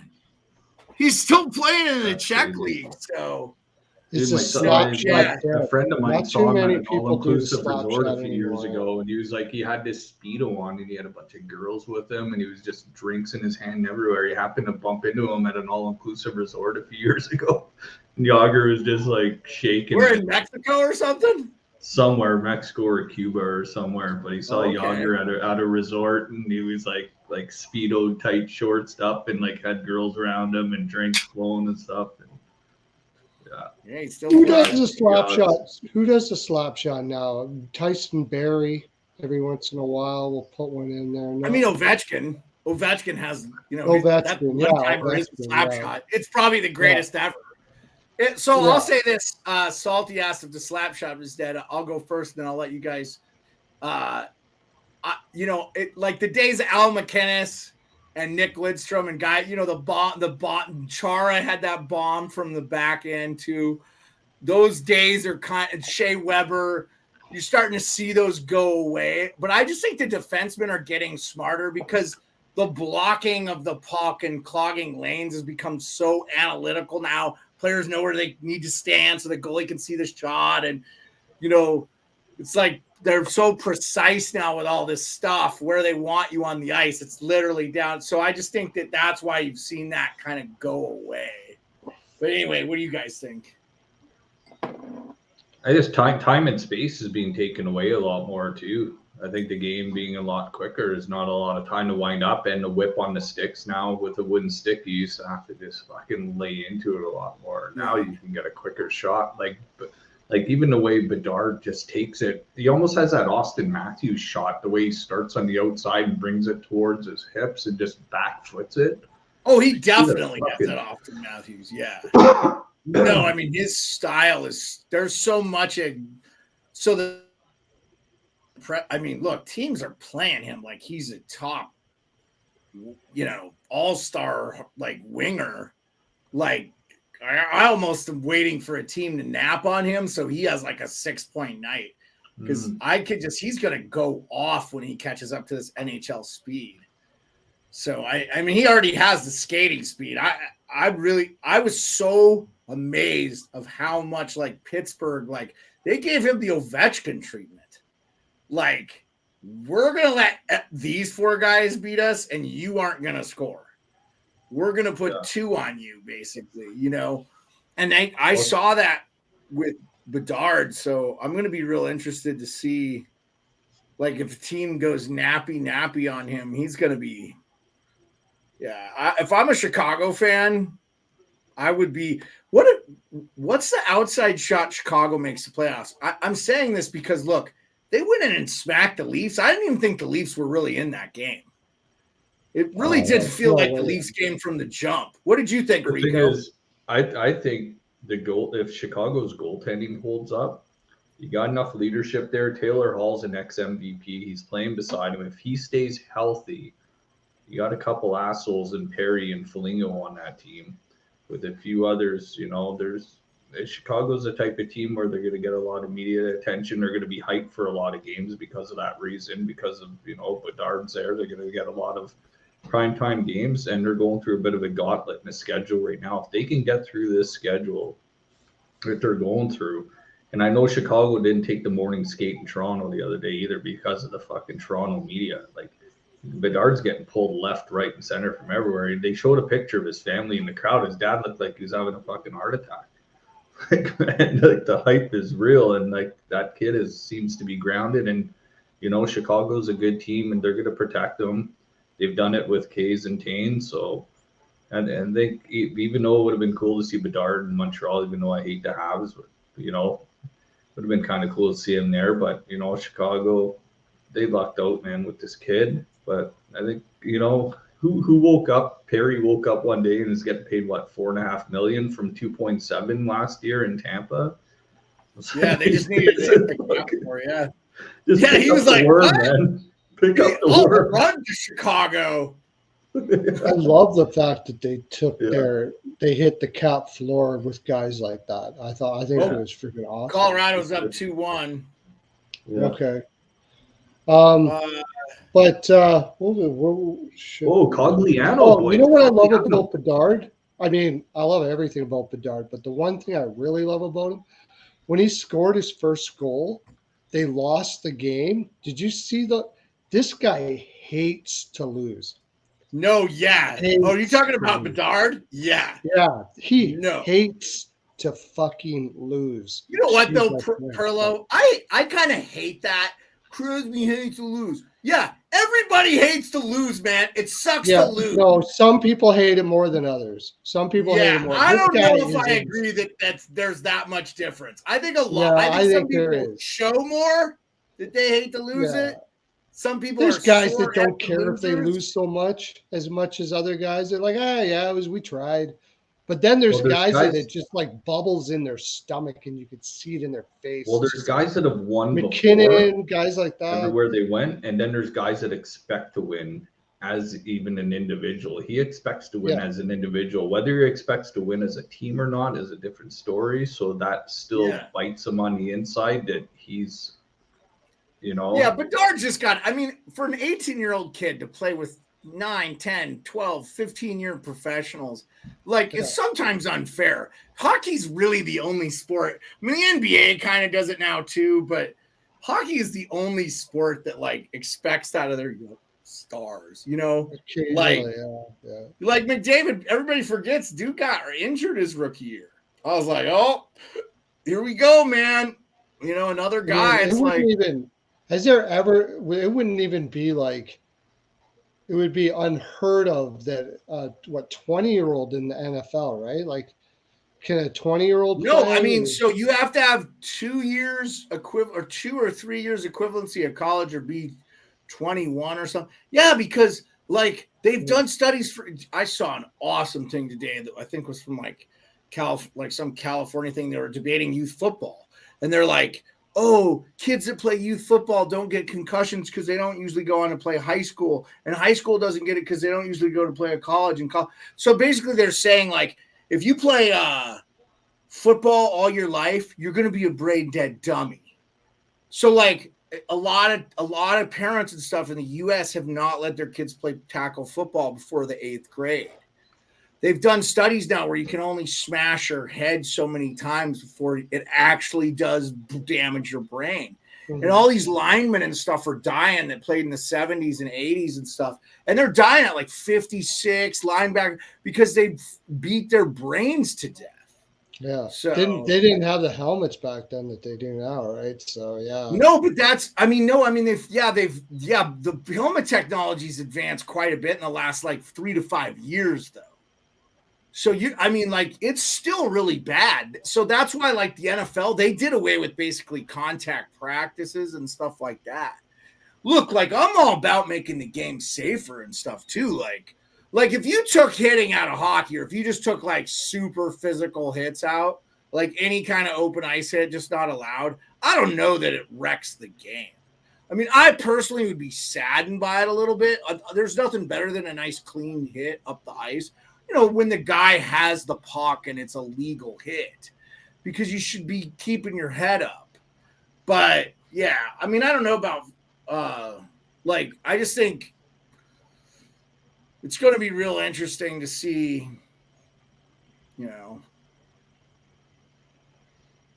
I'm still worried about these open ice hits. People need to keep their head up. Yeah. you got to keep guys honest, I think. Keeps the game good. But again, I wouldn't mind if they went to the hybrid ice. And then, I'd say go to the hybrid ice, let the goalies play the puck. Again, I would keep the trapezoid and just say the goalie's head goalie, if you go to the corner, be prepared. You can be touched. You can have the puck stripped from you. I mean, a smart defensive guy could take a puck off a goalie stick real quick and bury it if the goalie's in the corner. So I think I'll be honest with you, man. I think the trapezoid was largely driven by analytics. They didn't say it back then, but I think it is. I think there was a lot of, fighting should not be banned. And my reason for fighting is there's a lot of cheap stuff that goes on that a lot of people don't see in a game, especially on TV, and they don't have time to replay it. The problem is you've got guys that used to fight now that are coming out saying that they should stop fighting.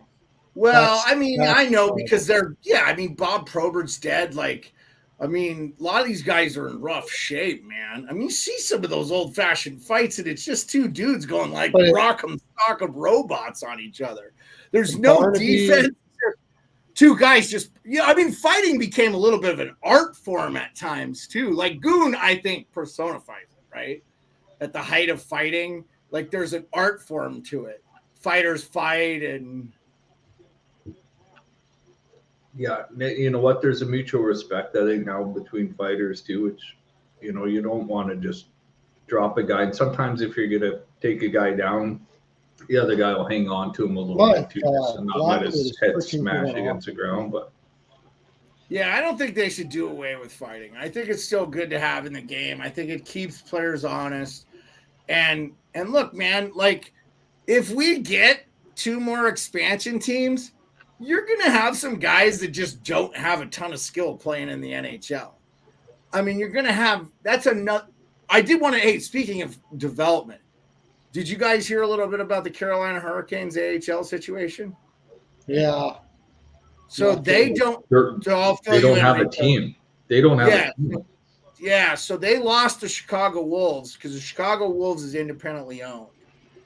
And they want to buy their own. They're willing to spend $11 million or whatever to buy their own AHL franchise. The problem is the Chicago Wolves, who are independently owned, want to win championships. And they don't really want to do what the big club tells them. They don't want to be a development team. Yeah. They don't want to be a development team. Well, most NHL teams now are look, the Caps, I think you could do both. The Caps use the Bears as a development team, and they won the Calder. Clearly, Seattle was using it, and their team was in the Calder Cup finals. So I still think you can do both. I still think you can develop your players and compete for championships. In fact, I think if you're doing it that way, the correct way, you should be winning AHL championships as well. But Carolina doesn't have a team. So Chicago just ended the affiliation with them. And so, they need a team. Yeah, I believe the AHL is a development. The thing is, every AHL team is a development team, so somebody's going to win the Calder. What they're saying is, I don't want to be every other team. We want to. If you're not developing, you don't have the team telling you got to play this guy, even though he's not as good as that guy. You know what I mean? And they got pissed off and said, "No, we don't want to do that." Yeah, Salty says he likes how there's going to be ECLCA team in Lake Tahoe. So here's the thing. So I don't know if you know this. Major League Baseball did this with their minor league systems. They bought all the AAA, AA, and A teams and then divvied them to other just divvied them out to the major league teams. And so the major league teams use those AAA, AA, A ball guys as their development league. They hire baseball people at every level of those teams and spend a ton of money and use that to grow their teams. And the NHL should do the exact same thing with the ECHL and the AHL. They should just outright buy for $1 billion or whatever, both those leagues. Air the games too. AHL TV already has a setup if you want to watch the games. If you live in those regional teams, those teams sell out if they're half good because a lot of those towns are in jack shit to do. We had an ECHL team here, the Anchorage Aces, the Alaska Aces at the end, and they won 3 Kelly Cups. And the year of the NHL lockout, Gomez and all these NHLers, Nate Thompson came and played for them. They went to the conference finals that year. They didn't even win with all the NHLers, but it was awesome. It was a sellout, 6,500 every night, going nuts, people. It was great. And so like if you live in those small communities, man, people will come in droves, especially if you put a winner on the ice. I also think like you should have a regional, like I thought Coachella Valley was perfect. See, the reason I'm advocating for this, because I think Alaska could have another East Coast Hockey League team if the NHL was involved with the travel and stuff. It was owned by a car dealership. And I just think it got a little too expensive for them. Like these owners want to make a ton of money from these things, right? The NHL, if they use those as development leagues, they won't give as much of a crap. But they could put smart people in charge to still get fans to come out and watch the games. Hey, the NHL stars of tomorrow are playing on the AHL rosters. Come watch them, or ECHL rosters or whatever. So yeah, I mean, it's fun to go to a small rink and stuff, Salty. So I don't know how you guys feel, but I mean, they should have like Calgary. I know they have the Calgary Hitmen, right? Like that should be their team. So not everybody can go to Cal. Edmonton has what? Bakersfield? That's not that far. It's California. That's not a bad deal. The kids get to live in sunny California before they have to go live in the land of the ice and snow, man. So like that's not a bad deal. Although it does get cold in California in the winter. I don't care what anybody says.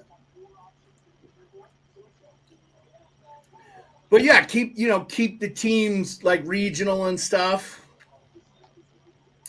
So, yeah, that's not true, Borky. The Stars don't go right up. There are plenty of guys that have played a couple years in the AHL, and Connor McMichael's a guy who played, was a highly top 20 pick for the Caps. He some of these guys need to develop. I think we're going to see Hendrix LaPierre in the Stanley Cup too, or in the NHL. So that I just can talk about the Caps because I followed them closely, but. Sometimes guys get up in the 29 and have a long run. A lot of times they're called defensemen. Last minor league game I watched in person was Plymouth Whalers, but I don't know where their junior team at the time. Yeah, Plymouth is a junior team, isn't it? WHL? Are they OHL? Plymouth Whalers, Rico, What's up? Plymouth Whalers, they're OHL or OHL. They're OHL. Plymouth Whalers, are they OHL? There's American teams in the OHL, isn't there? Yeah. Saginaw Spirit. Erie Otters, right? Erie Otters. Erie, Pennsylvania, yeah. Yeah, I thought there was a couple of American teams. Yeah, Saginaw, Michigan. And then in the Western Hockey League, they have the Portland Winterhawks and the Seattle Thunderbirds and the Spokane Chiefs and wasn't Nick Suzuki a Spokane Chief? Yamamoto was, I think. I never remember those where they came out of junior and all that. Yeah. If anybody knows in the chat. I only know a couple, like Jari was Edmonton. What's the Western team for Edmonton? What's their team? Yeah, Flint Firebirds too. Flint, Michigan. Flint, Michigan. Okay, Detroit has one too, don't they? Can't remember. Detroit. What's the? I know Saginaw. Oh, Detroit. Yeah. On OHL. Saginaw's in Michigan. Saginaw Spirit. Yeah. I want to say there's two in Detroit. Salty goes, I'm hoping to work at the Memorial Cup. It's in Saginaw, my neck of the woods. That's awesome. You're gonna have the Memorial Cup this year in Saginaw. Sault Ste. Marie Greyhounds. Yeah, but they're in Canada. That's clearly Canada. Canada. Yeah. Anything with that kind of name, I'm usually like, that's probably not in the U.S. The only real French part of our country is so odd because you guys have a whole like eastern part of it. Our part, we like Quebec. You have all of Quebec. Isn't there another province that's predominantly French too, besides Quebec? Not predominantly, but like parts of New Brunswick. New Brunswick is okay. So like Louisiana is it for us in the U.S. and it's the South. It's like the South. It's like right by Texas. Like that's where a lot of French, like Creole people they call. Lived, and there's really no other place. I'd say a little bit of Vermont because it's very close to Quebec. So I think there's a little bit of French. Oh, we lost Rico. think he lost his feed. So Vegas did not score. Man, this game's kind of going long. You know what I'm saying? Let's go to the wide shot. Go to the wide shot a little bit, guys. What's happening? Fuck. Yeah, I'm sitting in a weird spot in my kitchen right now. By plugging you're fine. my bottle of wine. Yeah, all right. I like the Trident or whatever the map. Colorado's going to end the second up 2-1. Only 15 shots on goal from Colorado. Dude, I was just going to say Seattle that. needs to win this game. Seattle 30 shots to 15 right now. Yeah, Seattle has to win this game. I got to contend. So, what happened here? Holy shit. Seattle just had a point-blank chance there.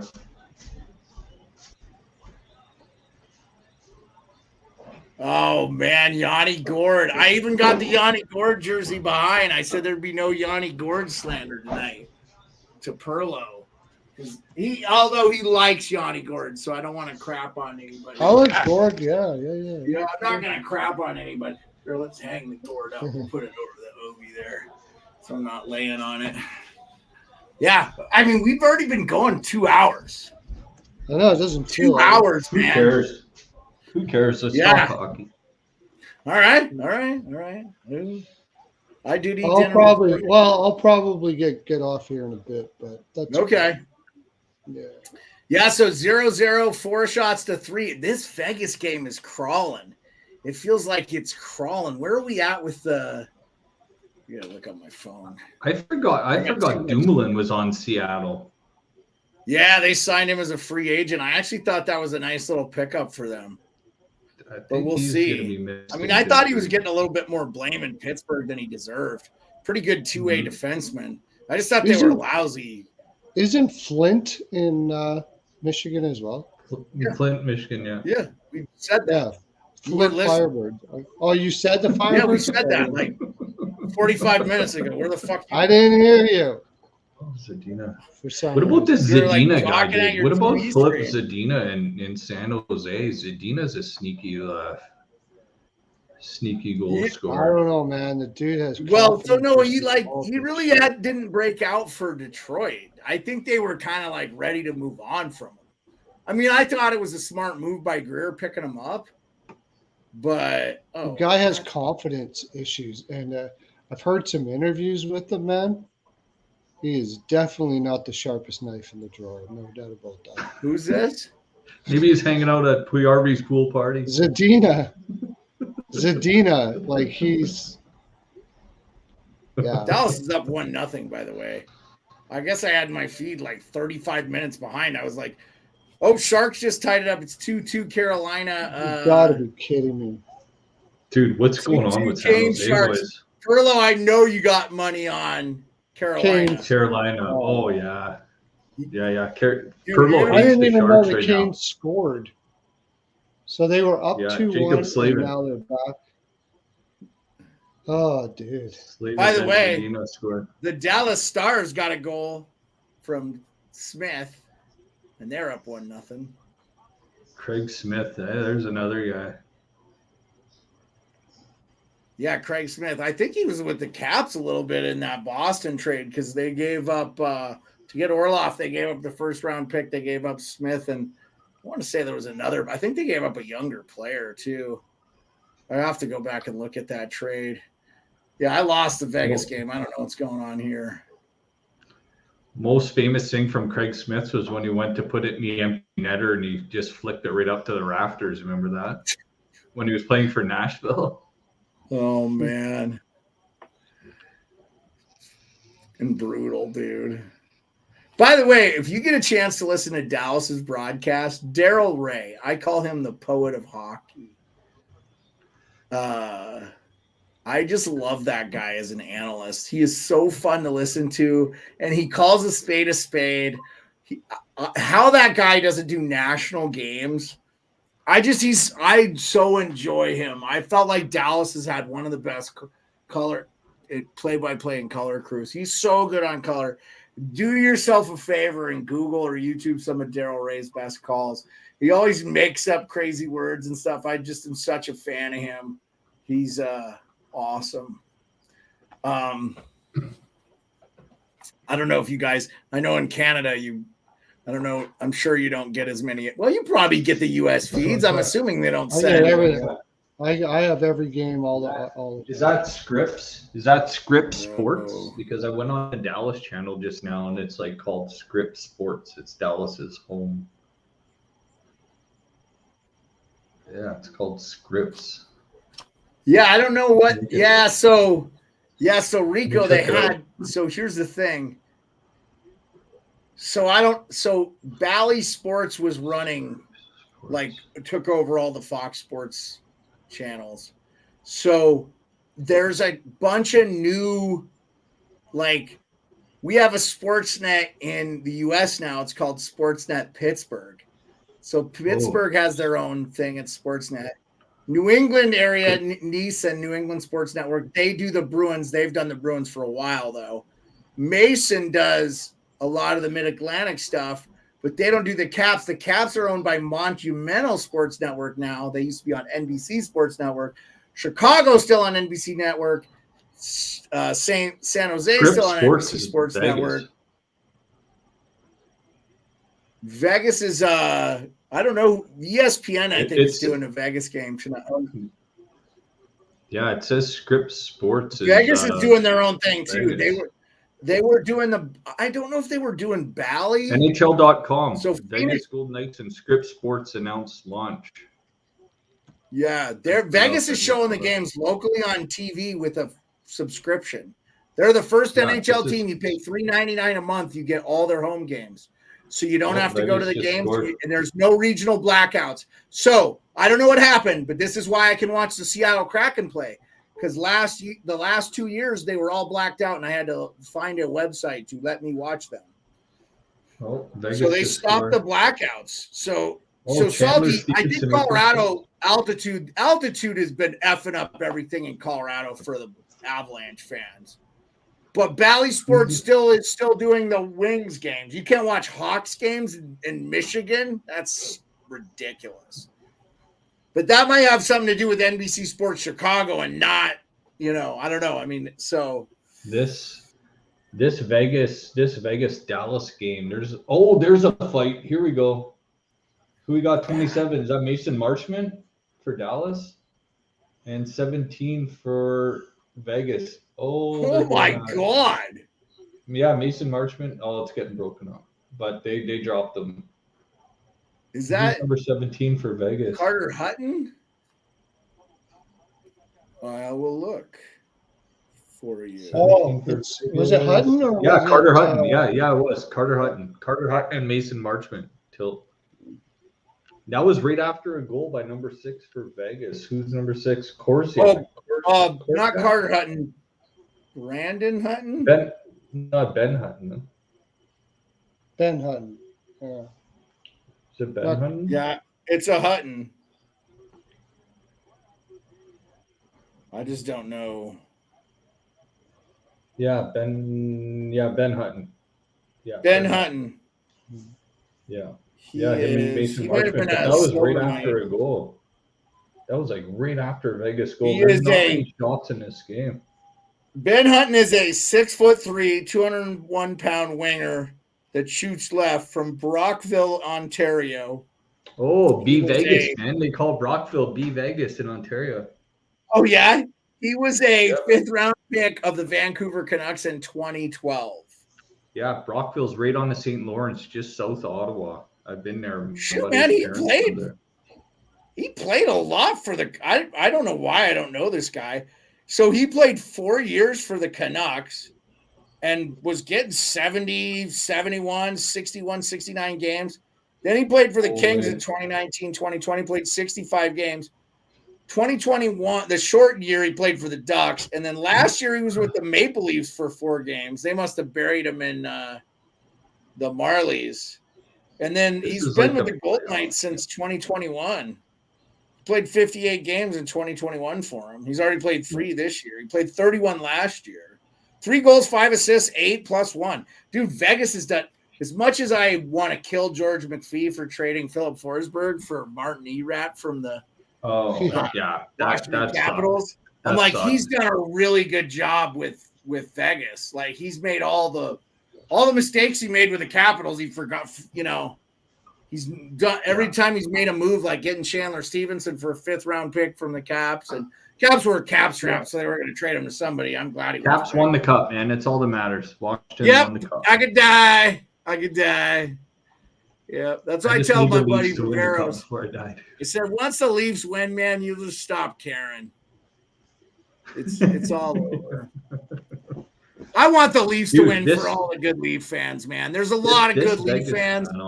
Sammy McKee, Nick Kiprios, Rico and Barry, Pearlo of Wisdom. I know you're not a Leaf fan, Pearlo. I'm just kidding. I'm not. Pearlo looked at me like, Edmonton came alive tonight. The only thing I don't like about the Leafs is that it's so corporate that it's like a Morgan there, man. It's terrible. If the Leafs win the real cup, fans don't get to go. And Beard are coming to Toronto to the parade, right? Oh, I am coming to the parade. I am coming to the parade in Toronto. I was at the parade in Colorado when they won the cup. And that was off the chain. There were people getting high and chilling out, drinking beer, just like having a good old time. Toronto is going to be unbelievably insane. There is no effing way I'm missing that. I got to go. I'll fly in a couple days early for that one. Pearlo's even going to drive because he loves driving across Canada. Oh, yeah. Right, I'm going to drive through Manitoba to watch a parade. I don't freaking think so. What did he say last time? I'd rather shoot myself or something. I would, I think. Pearlo would jump down to the U.S., drive across the U.S., and drive up. He'd rather do that a big U. Much rather. Dude, Edmonton is no joke, bro. You're up like it would take you 7 hours just to get to the Montana border. Yeah, no, not 7. Montana border, yeah, actually about 5 or 6. I was gonna say it takes me 8 hours to drive from Anchorage to Fairbanks, and that's in the middle part of the state, Fairbanks. Yeah. So it's almost an entire 2-day drive just to get to the top of Alaska, which you can barely do most of the year. But next thing, let's keep the show going. We'll get our own PJ, man. We'll get our own private jet. It'll be like, Pearlo, you coming over or what? We need more viewers. If we get to the private jet era of this show, Rico, we have done very well. One of us either won the lottery. I'm guessing we're not making it from this show. And we don't have a lottery in Alaska per se, so it won't be me. You guys have a Canada have the Powerball and stuff like that? Oh yeah, we got a lottery here. Yeah, it doesn't get up to the 100 million. Do you play the lotto, Pearlo? Pearlo, nah, do you play the lotto? Nah, I don't play. I don't either. No. Yeah, Blair, thanks for coming in, man. I really appreciate it. Yeah, I just would love to see the Leafs win, just because, it would be fun to see their fans react. I mean, we saw what they did when Toronto won, and I know Gorky, he's there. He's not a big Leafs fan though. It's probably hard too, because when you live in those areas, all they talk about is that. So that's probably. But listen, guys, at least they talk hockey in hockey season. They talk about other teams, So do we think that Edmonton's back? Yeah, I just think there's a lot of good Leaf fans, man. Oh, Gorky's like, they will never win. No, I agree. I think Leafs fans are. I don't know. I couldn't be a Leafs fan because, like I said, the true fans can't even go see a game. I've driven. Here's a question: Who wins the cup first? Toronto or San Jose scores again? Okay, I had enough of this shit. Oh my God, Pearlo wants to get off because his bets are exploding in front of his eyes. This is ridiculous. 11 shots. 11 shots. Dude, Pearlo, how many pearls did you put on? I would not put money against San Jose after what I saw. Again, man. Not at home. I think we forget that there are men on these teams that have they're not going to just be mowed over by every team every But they night. are being mowed over. They're 28-11. They're getting outshot. That's not what the score says, Pearlo. I don't give a shit. If you're going to tell me that the score is you're going to get outshot 3-1, I'm betting that team that's just going to outshoot you 3-1. Are we in the third? We're not even in the third there, Pearlo. Just relax on that one. Well, it's going to get worse. Okay. It's only going to get worse. Vegas tied it up, by the way. Oh, I mean, for shots, I mean, it's only. Oh, it might not. It's a coach's challenge. I think it's. So it's not. It's going to come back. We're going to spend 20 minutes to review a goal. I think I might. Nothing kills a hockey game like an offsides review.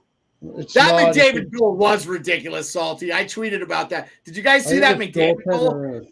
So he basically stumbles into the ozone, loses the puck, but like does a spin on the ice, and the puck ends up on the end of his stick.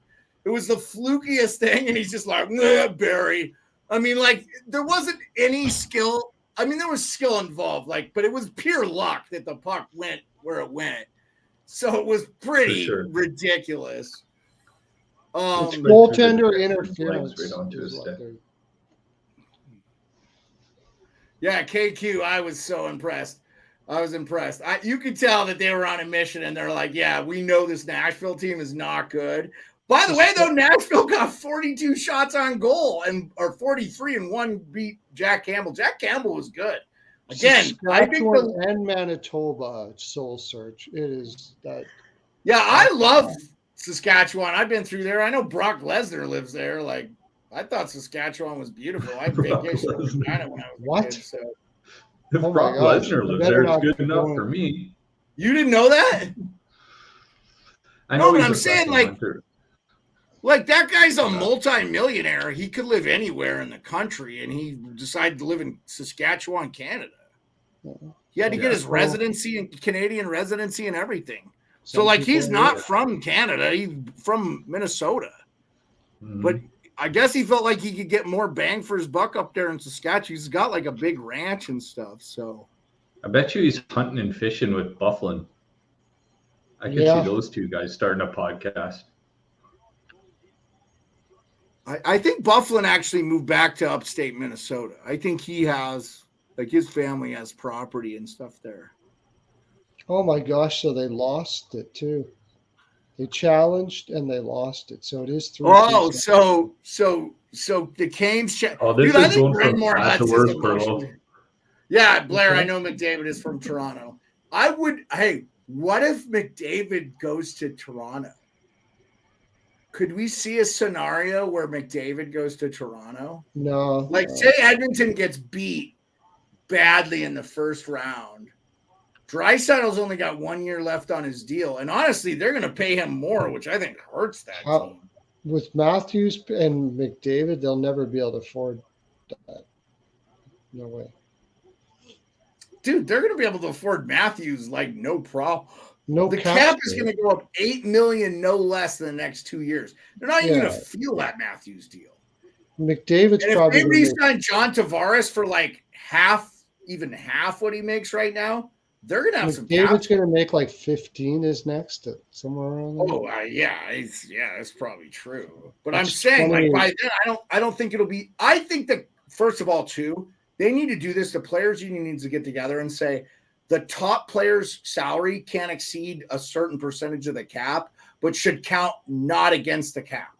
Especially, and I want to go to the rule that if the player was developed, drafted, or a collegiate undrafted signee from the team, that they get a 20% discount against the cap for those players. And I said this a long time ago, and I know some other people have said that, but like, keep the salaries where they are or more, but have it count 20% of the cap. So a player has an incentive to keep that player. A team has an incentive to develop good players and stuff like that. So you're right. And sometimes the players don't always work out, but I got pissed off about that when Toronto went through the rebuild and they drafted Matthews and then they lost guys one by one, and some of them made it and some of them didn't, but then they ended up losing Hyman because they couldn't afford him. They ended up losing Connor Brown, Kasperi Kapanen, Kim Johnson, like all these guys that. Yeah, but Connor Brown was like injury stuff, right?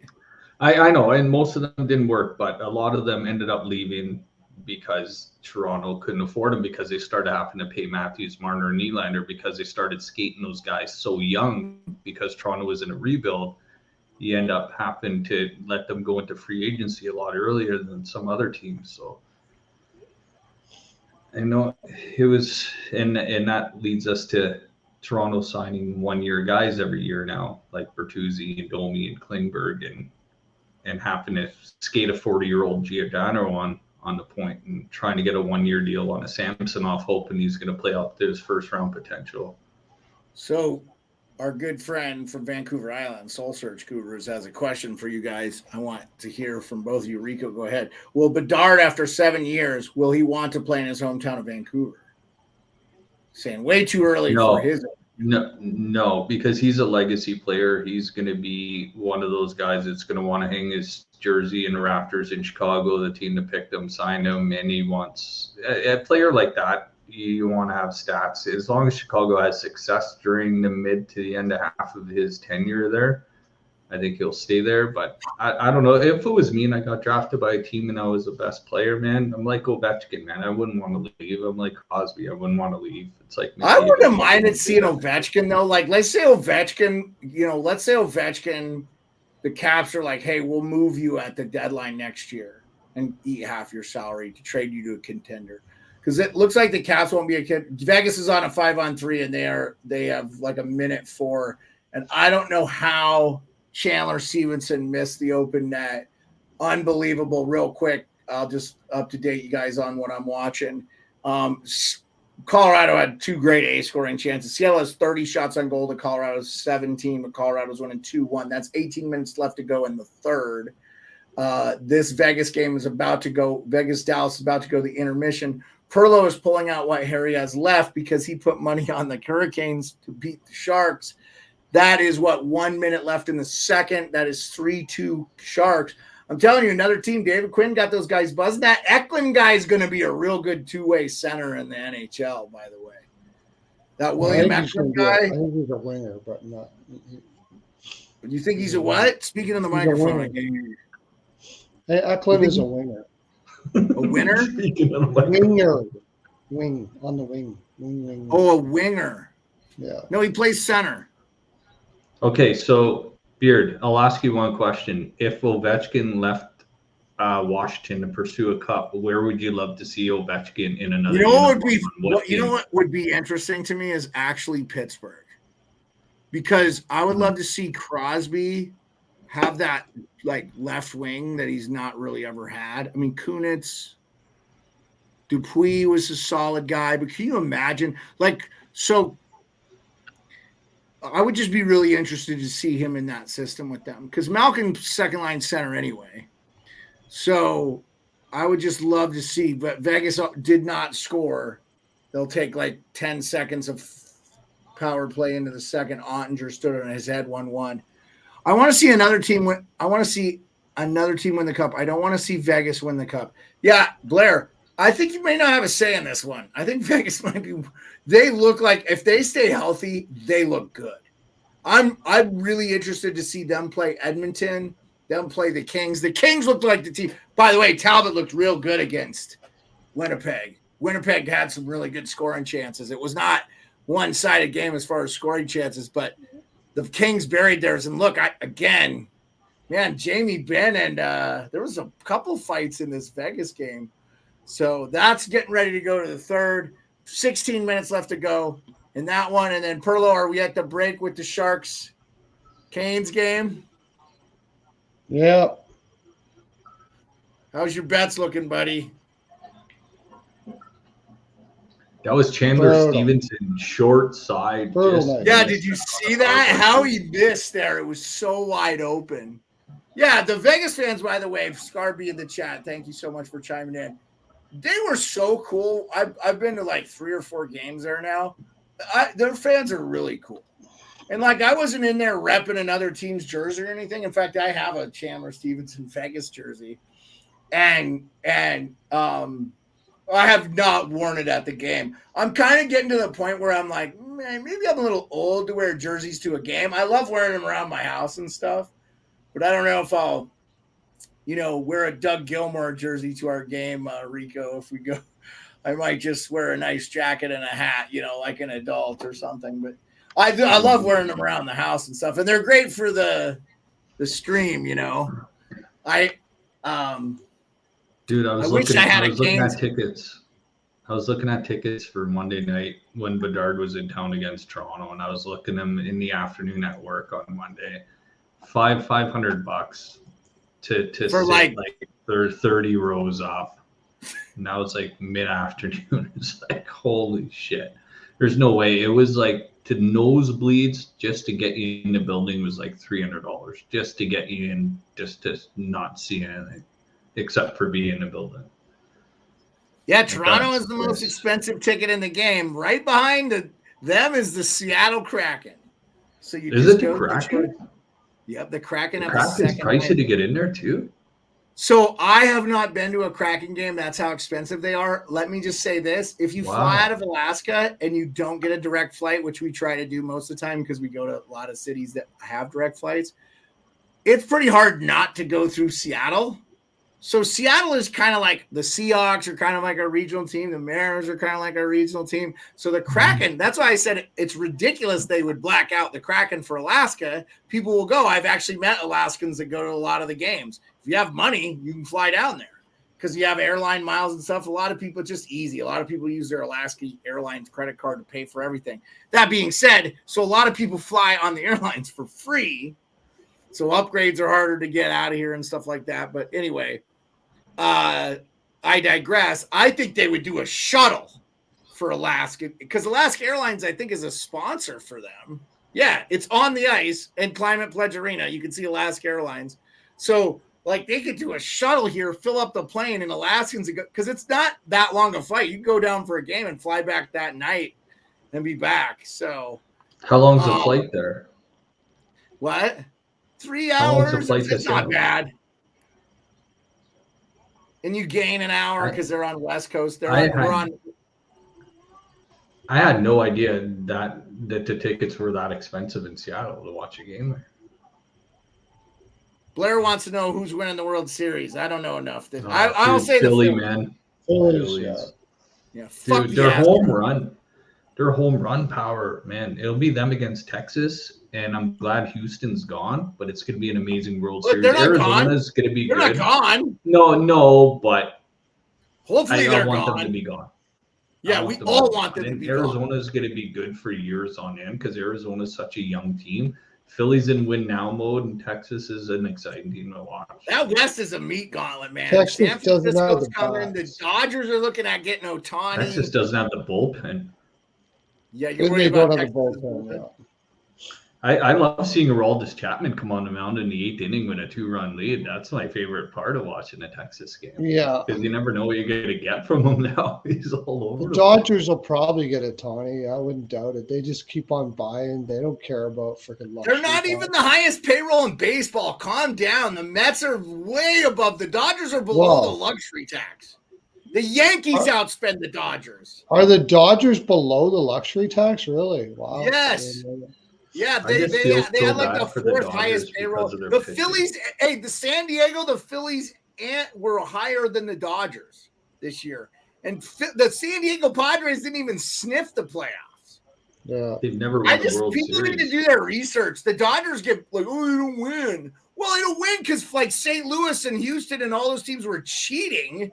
Oh, when you know a breaking ball is coming, it's like, anyway, I don't want to get on this diatribe about baseball. I stopped caring about baseball a long time ago. I saw the greatest when I was 11 years old. Kirk Gibson hit a home run off Dennis Eckersley with 1 egg. It doesn't get better for Dodgers fans. This is one of those moments where you can't take that away from me. So I don't care if the Dodgers ever win again. Who gives a shit? I don't get any money if they win. I'm happy if my team wins, but who cares? I mean, I was glad the Caps won because I thought Ovechkin deserved it. For like 7 years, he was on the best team. I also love how they conveniently forget the guy's never played with a single Hall of Famer in his career, except for Sergei Fedorov at the end of his career, when Crosby's had the Hall of Famers on his team for every cup run. Malkin for one, Letang for another, Marc-Andre Fleury for another. Like, all those guys are getting in the Hall of Fame. First ballot. And you could throw Bill Guerin is a borderline guy. He was on the team. They had Lemieux at the tail end of his career. Oh, he's not a Hall of Famer. Didn't they waive the exemption for him to get him in right away?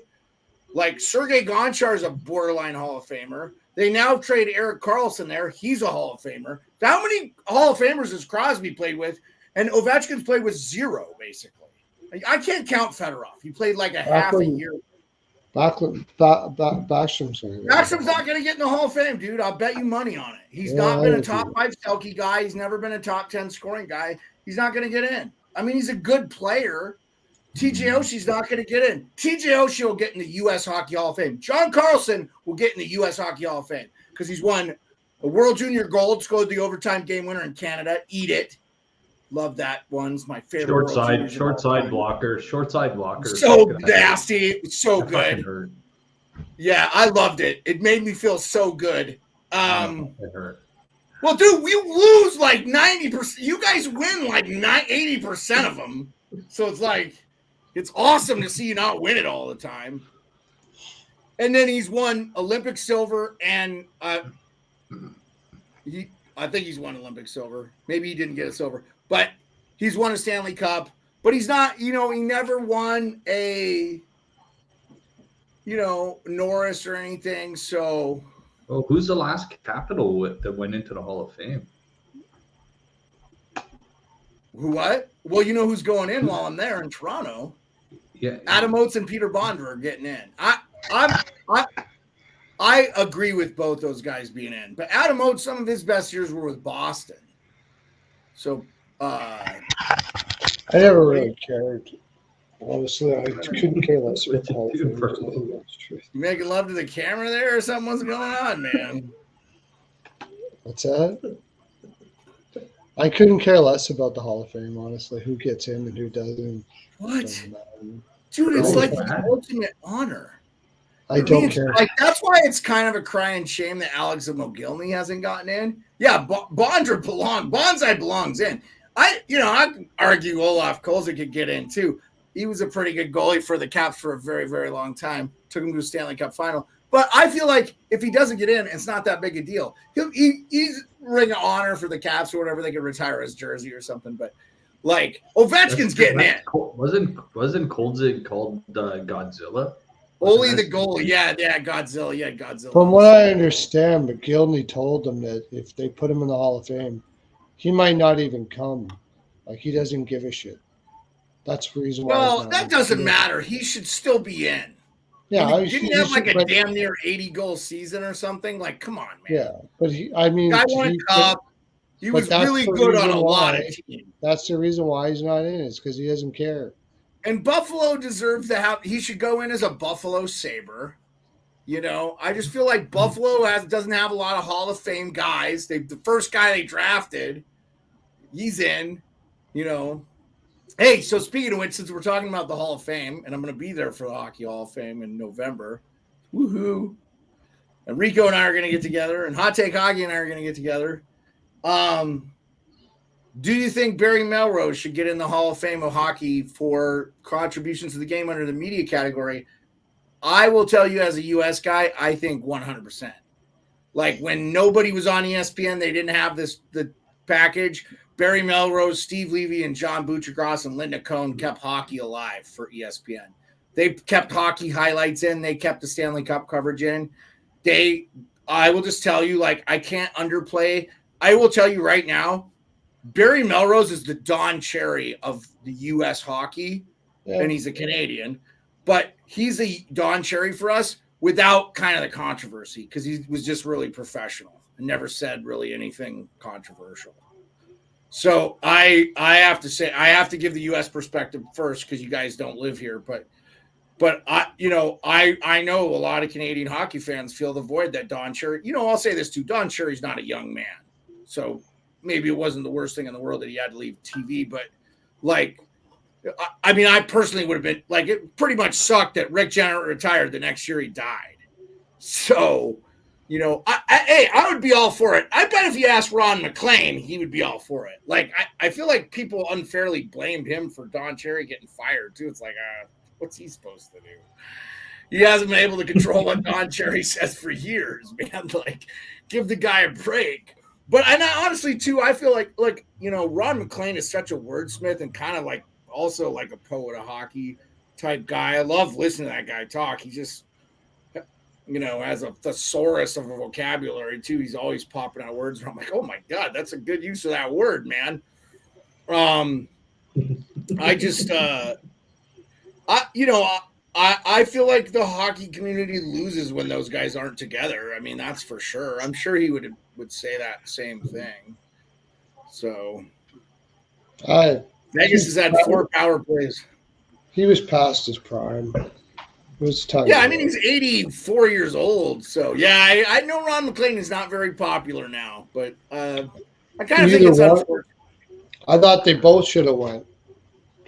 Yeah, I mean, we needed new blood. We need a new. They need a new. Yeah, I mean, there's so many capable people. I don't watch that Sportsnet show ever. The only one I like isn't it CBC though? Isn't it the CBC? Isn't those the national broadcast or whatever? Too? Yeah, BX. Isn't CBC like just like your CBS or whatever? BX is good, and like Kelly Rudy. I like Kelly Rudy, man. I'm not bad with Kelly. I don't know why Rudy. You like Kelly. Why would anybody like Kelly Rudy? I don't get it. But that's I don't mind Kelly. Different Rudy. Strokes for different folks. He doesn't say anything. Blair's asking us who won the Stanley Cup. I didn't really have a pick. I thought Vegas has a really good chance. Yeah. Rico picked New Jersey. You picked New Jersey, right? I picked New Jersey and Vegas. Yeah. Oh, hey, little controversy there. Let's talk a little bit about. Before you get off here, Timo Meier being a healthy scratch. Ooh. After getting $70 million, that's not a good look. That's rough as ballsy. I'm sure he has his reasons. I don't know. Well, no, I mean, I get, like he hasn't been noticeable. Yeah. He didn't come to camp. He got his money and probably enjoyed it quite a bit this summer. Yeah. I mean, I heard he came in and I mean, look, first of all, too, like sometimes when guys come into new systems, it takes a while for it to click. And I just feel like he played in 6 or 7 years in San Jose for several coaches. Like tough to come into a system you never played in. Ruff plays a pretty specific system. He's adapted over the years. So I just wonder, like, it could be a confidence thing, and he wants him to see. Sometimes things aren't working for you, so they want you to see it from up in the stands. Just to I don't know. It slows the game down a bit for you, so you can see like. Rico, Pearlo, I got a question from you from our friend in Vancouver Island, Soul Search Gurus. Should Mike Babcock be inducted in the Hall of Fame as a builder for his telecommunications influence? Yeah. Dude, man. I wonder that's what I was snickering at when you were talking, Pearlo. I wasn't snickering at what you were saying. What you were saying was fine. I just was like, I read what they wrote. Sometimes it's hard for me to not react. So, yeah, I will say this, like, Mike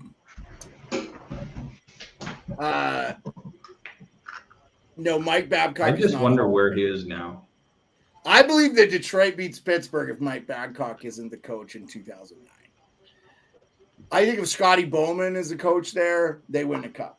I just think if any capable coach that doesn't have the ego, I think they beat that Pittsburgh team. I think they were a more talented team, and they should have probably won more cups and probably lost more in how he treated the players. I mean, there's studies now where it shows you just get more results by – this was the way it was in the military when I was getting out. I mean, you have to treat people with, like, dignity and respect. And they're finding that people are more productive when that sort of thing happens. And you don't have to yell and scream and be demonstrative. So I just find it funny, like, everybody's getting soft. But you know what they're finding is that you can be a still very productive society and be kind to people. You don't have to be like an a-hole. Yeah, I don't know. Yeah, like Babcock, I don't think he realized how many players I've heard. He's just an egotistical a-hole. Pearlo, he has zero self-awareness. He's what they that's what I was trying to say. He has zero self-awareness. Yeah. I mean, the guy harassed Johan Franzen, one of the toughest players ever. Yeah. And like just called him fat and like terrible stuff, man. Like to hear what Chris Chelios, which by the way, I believe he's more credible than Babcock. Did we get a cat? Did we get a cat sighting there, Rico? Rico, I think I'm gonna head out, guys. I'm fading fast here. All right, Pearlo, we'll see you later. So after later, everybody. Thanks for coming in.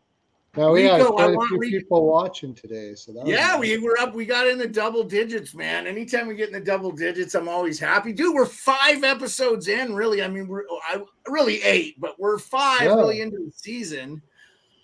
We took 3 days off. We're going all week, the rest of the week, Tuesday through Friday. By mid-season, we'll have Coke as a sponsor. We'll have our PJ. Yeah. Pearlo. We'll be on Sportsnet. Just rest easy tonight because after 2, Carolina's out shooting San Jose 30-11. Oh, I know. They're coming back. I'm Pearlo's shitting his pants about this bet. I know I'm getting my ass handed to me overall. Don't worry, I didn't win any of my bets either. It's not a good night. That's all right, buddy. Hey, it's just another day, man. I'm gonna go. I did win my weekend parlay though. I did win that you guys Friday. Remember, I won the 2. I won my football one and I won $80. So nice. $80. I'm gonna go take a fistful of Ambien and. Yeah. All right. Okay. I'll see you. Don't do that, see you tomorrow night. But thank you for being on. See you, brother. See you, Pearlo. Okay. All right. We're going to go double wide. I took him off so he could get off. So for the chat, we talked about this. The fans don't know. The guys are regulars. Thank you so much for being here. Rico came on after we were off the show because he was done with his men's league game. He probably won't be with us most Fridays because of men's league, but he's going to bring us Rico's Beer League Corner or whatever. We'll work on that name. But anything you guys won 3-0. Anything else? What was cool? What stood out? How was the league? Pretty chill league, or a bunch of guys thinking they're playing Game 7 of the Stanley Cup?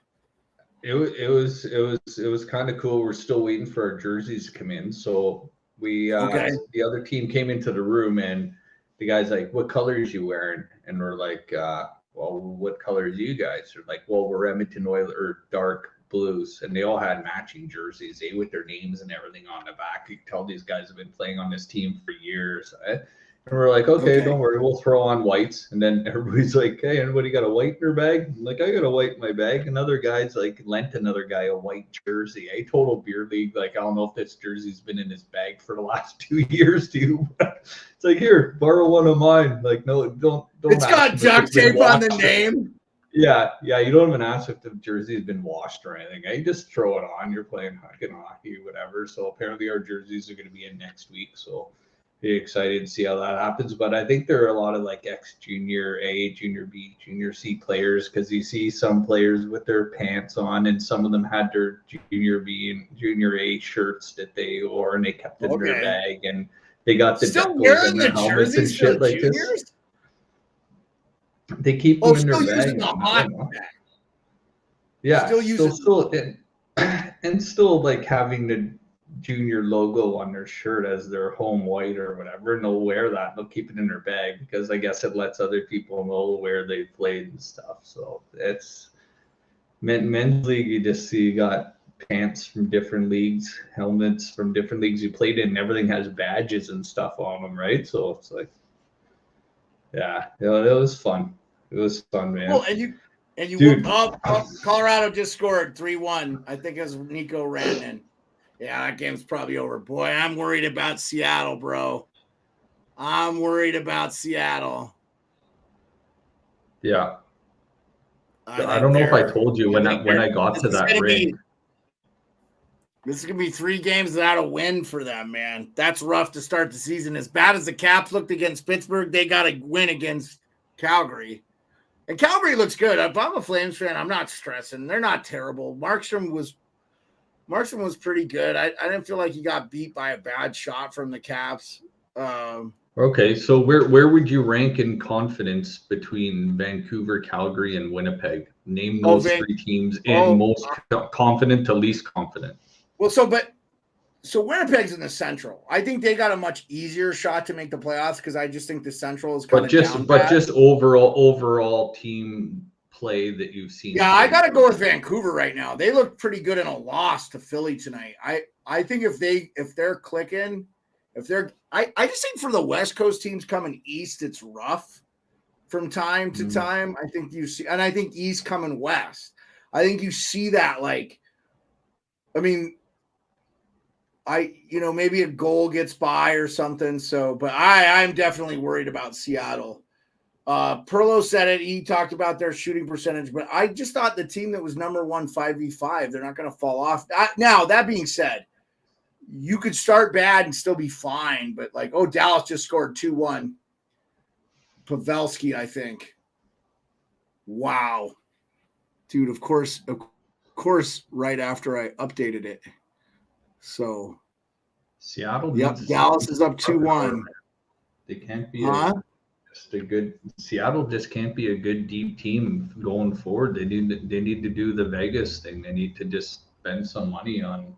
Well, I think too though, they're expecting Matty Beniers. Shane Wright fell to them at 4.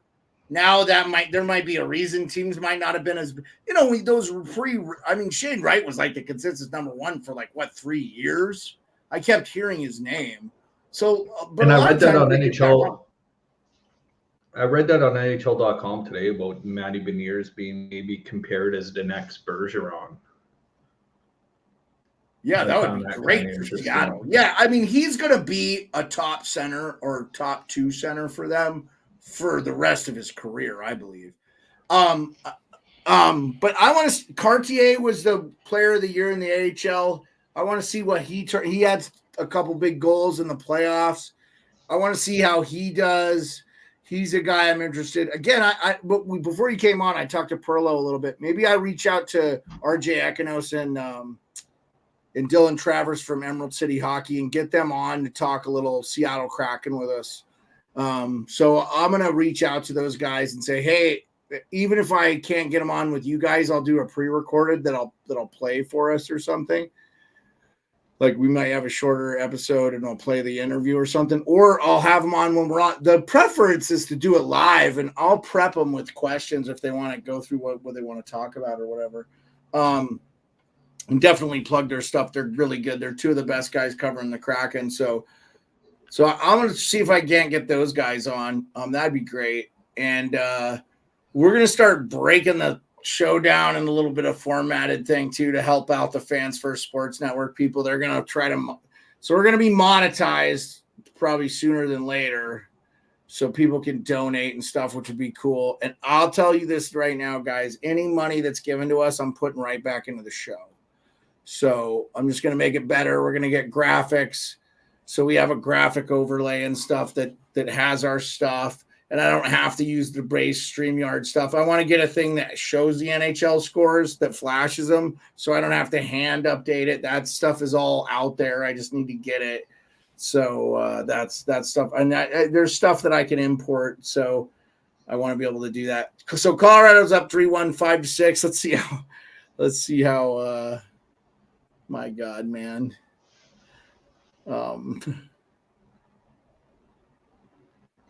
Dallas is up 2-1. Boy, this would be a nice win for Dallas because Vegas has looked really good. This is a really close game, 22 shots apiece.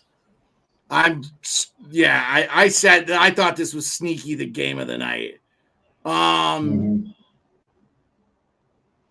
This isn't up to date. That's the one I'm focusing on right now. It's 2-2. It's 2-2. It's telling me it's 2-2 in that chart. Oh. I lost it. 3-2 still, 15:56 left. Well, hey, man, we're 2:40. You want to stay on and finish out Seattle, Colorado? That's got about 5 minutes left. Or do you want to call it a night? No, I'm good. I still got some. We can also BS after the show, too, if you want to just BS. But we still got people in the chat, so I could throw the link in if anybody wants to call in and talk about what they want to talk about. We're kind of late in the show, man. so yeah, let somebody. I don't want to do it every day, but we'll throw the link in if anybody wants to come on and talk their team. Yeah, Dallas looks good, man. I mean, this would be a win in Vegas if they that should have been a penalty. Robertson got hooked to the ice.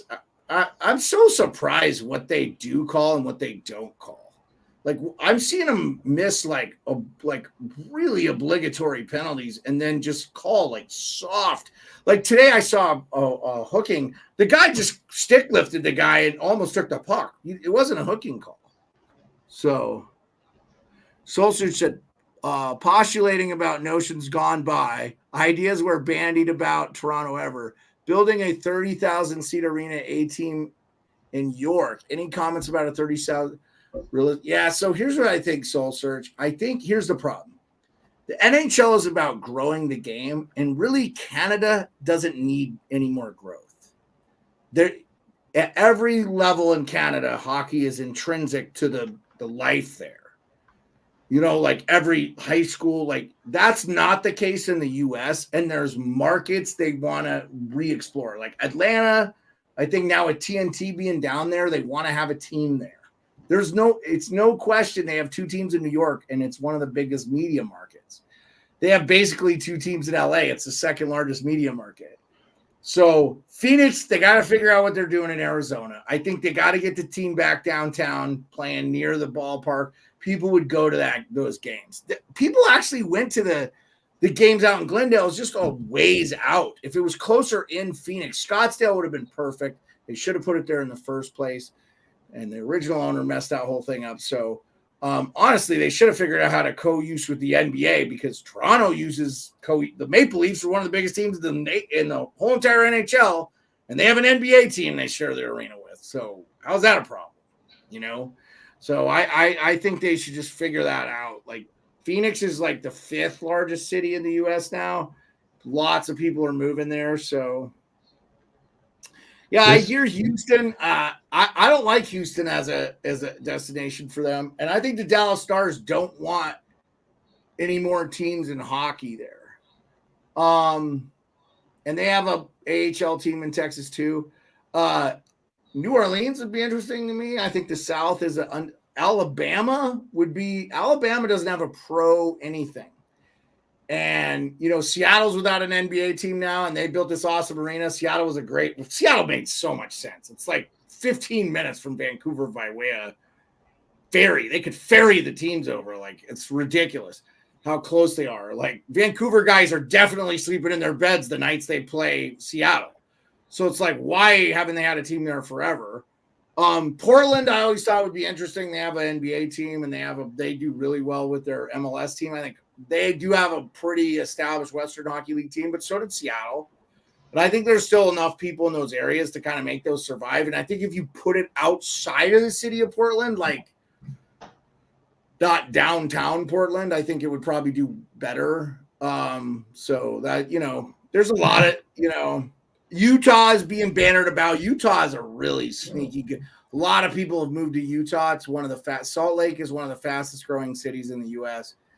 So I could see Salt Lake and Atlanta getting 2 franchises. 34 kind of doesn't make sense right now. 32 is the thing, but I think the NHL is going to try to be the first professional franchise league to get to 34. They know it's about growing the game. A lot less people are playing American football. Soccer is becoming a lot more popular too. Man, the economy's bad. Soccer costs virtually nothing to play as little kids. We get another goal from Colorado? Nichushkin, I think, Nichushkin's made it 4-1. That game is over. Seattle's not overcoming a 3-1 or 3-goal deficit with 3 minutes to go. Going to be pretty hard to overcome. This Dallas-Vegas game seems like a playoff game right now. I'm telling you, man, this has been a great game. That's what I've been watching, dude. Like Dallas is coming to win in Vegas tonight. Just try and like cement them as like we're coming after this year. It seems like Dallas's mentality tonight in this game. You're the cup winner. We want the cup this year. Yeah, I saw a lot of people pick Dallas. It's one of those Dallas tight games tonight because they're not giving up a lot. There's not a lot. Kolasar just knocked the shit out of Jamie Benn, though. Oh, dude, yeah, Jamie Benn was on the ice, dude. Like he did he knocked the shit out of him. That was a clean hit, but that was a brutal hit. Like knocked the crap out. I mean, he kind of ragdolled them. Well, Jamie Benn's year didn't end up well last year. Remember, he fucking took that stupid penalty. Oh God, dude, I think that was scary. I kind of was a little bit. A Salt Lake City team would be a blessed team. LOL. Soul Search Gurus. Yeah, I mean, honestly, there's a lot of people there. It's really nice. I think it's a lot like Vegas. I think people would do. I mean, it's different. Obviously, there's a lot of different rules. Utah is like one of the strictest alcohol and drug rules. What about up in Hartford? What about up in Hartford again? Yeah, so honestly, man, I think they would do well with a team in Connecticut. I don't know if Hartford in general, like, because New York is really close. A lot of people that work in New York live in Connecticut. So because they commute in. So you could have a team like where people go, but Hartford is one of those teams where there's a couple other towns. I think, if you had like a 18,000 arena, you could add a venue out to one of those towns where they're a little nicer. There's a lot more money and stuff out there where I think they would do well. I think Hartford itself, the problem too is they were in like the mall. They didn't have a really good arena, kind of a really crappy setup where they were. So I just feel like they were never run. Hartford, I mean, ESPN is in Connecticut, Bristol, right? Yeah. So like they should totally have a team there. So I could see, but there again, they want to grow the game. They don't need to grow the game in the Northeast. The Northeast and Minnesota, Wisconsin, and North Dakota, South Dakota are the most hockey-rich parts of the U.S. Michigan, I'd say Massachusetts, Michigan, and Minnesota are all like 1A. The best hockey players in the U.S. come out of there. But now California's got guys coming up because now you've got teams that have been in L.A. and Anaheim. Or Houston. Houston would be, but I feel like Texas is a big state. You could put one in Houston. I just feel like it seems like the Dallas Stars are going to do everything they can to not have another team in Texas. I've just heard that. So, because I think if that was the case, I think the Yotes had already moved. But we'll see. Friedman talked a little bit about this on one of the shows.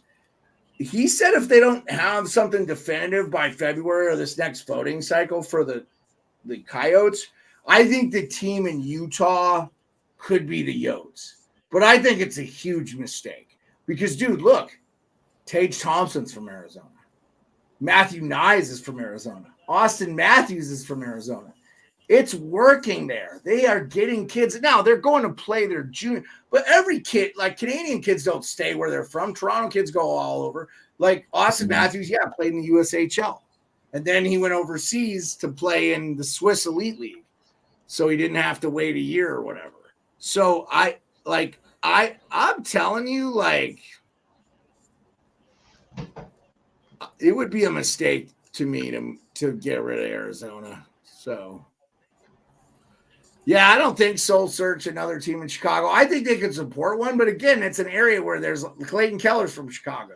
Chicago just won on 3 Cup. There's going to be a ton of kids from that Chicago area, that Chicago Wolves program. Like, there's a ton of development. Colorado final score 4-1. 10 minutes left to go in the thing, but I'm gonna call it. I think we're about 3 hours. Yeah, buddy. But we can hang out if you want to. I really appreciate everybody coming in. Thanks so much. I'd like to end on a high note. Oh, really appreciate everybody. I was going to show some highlights tonight, but I don't know what happened. That McDavid goal was nasty. Google that. That was so nice. They're back. Again, if they go down 0-3, though, I think there's a lot of panic because, You know, you just don't want to lose points, man. Tune in to the Dallas Stars Vegas Golden Knights game, guys.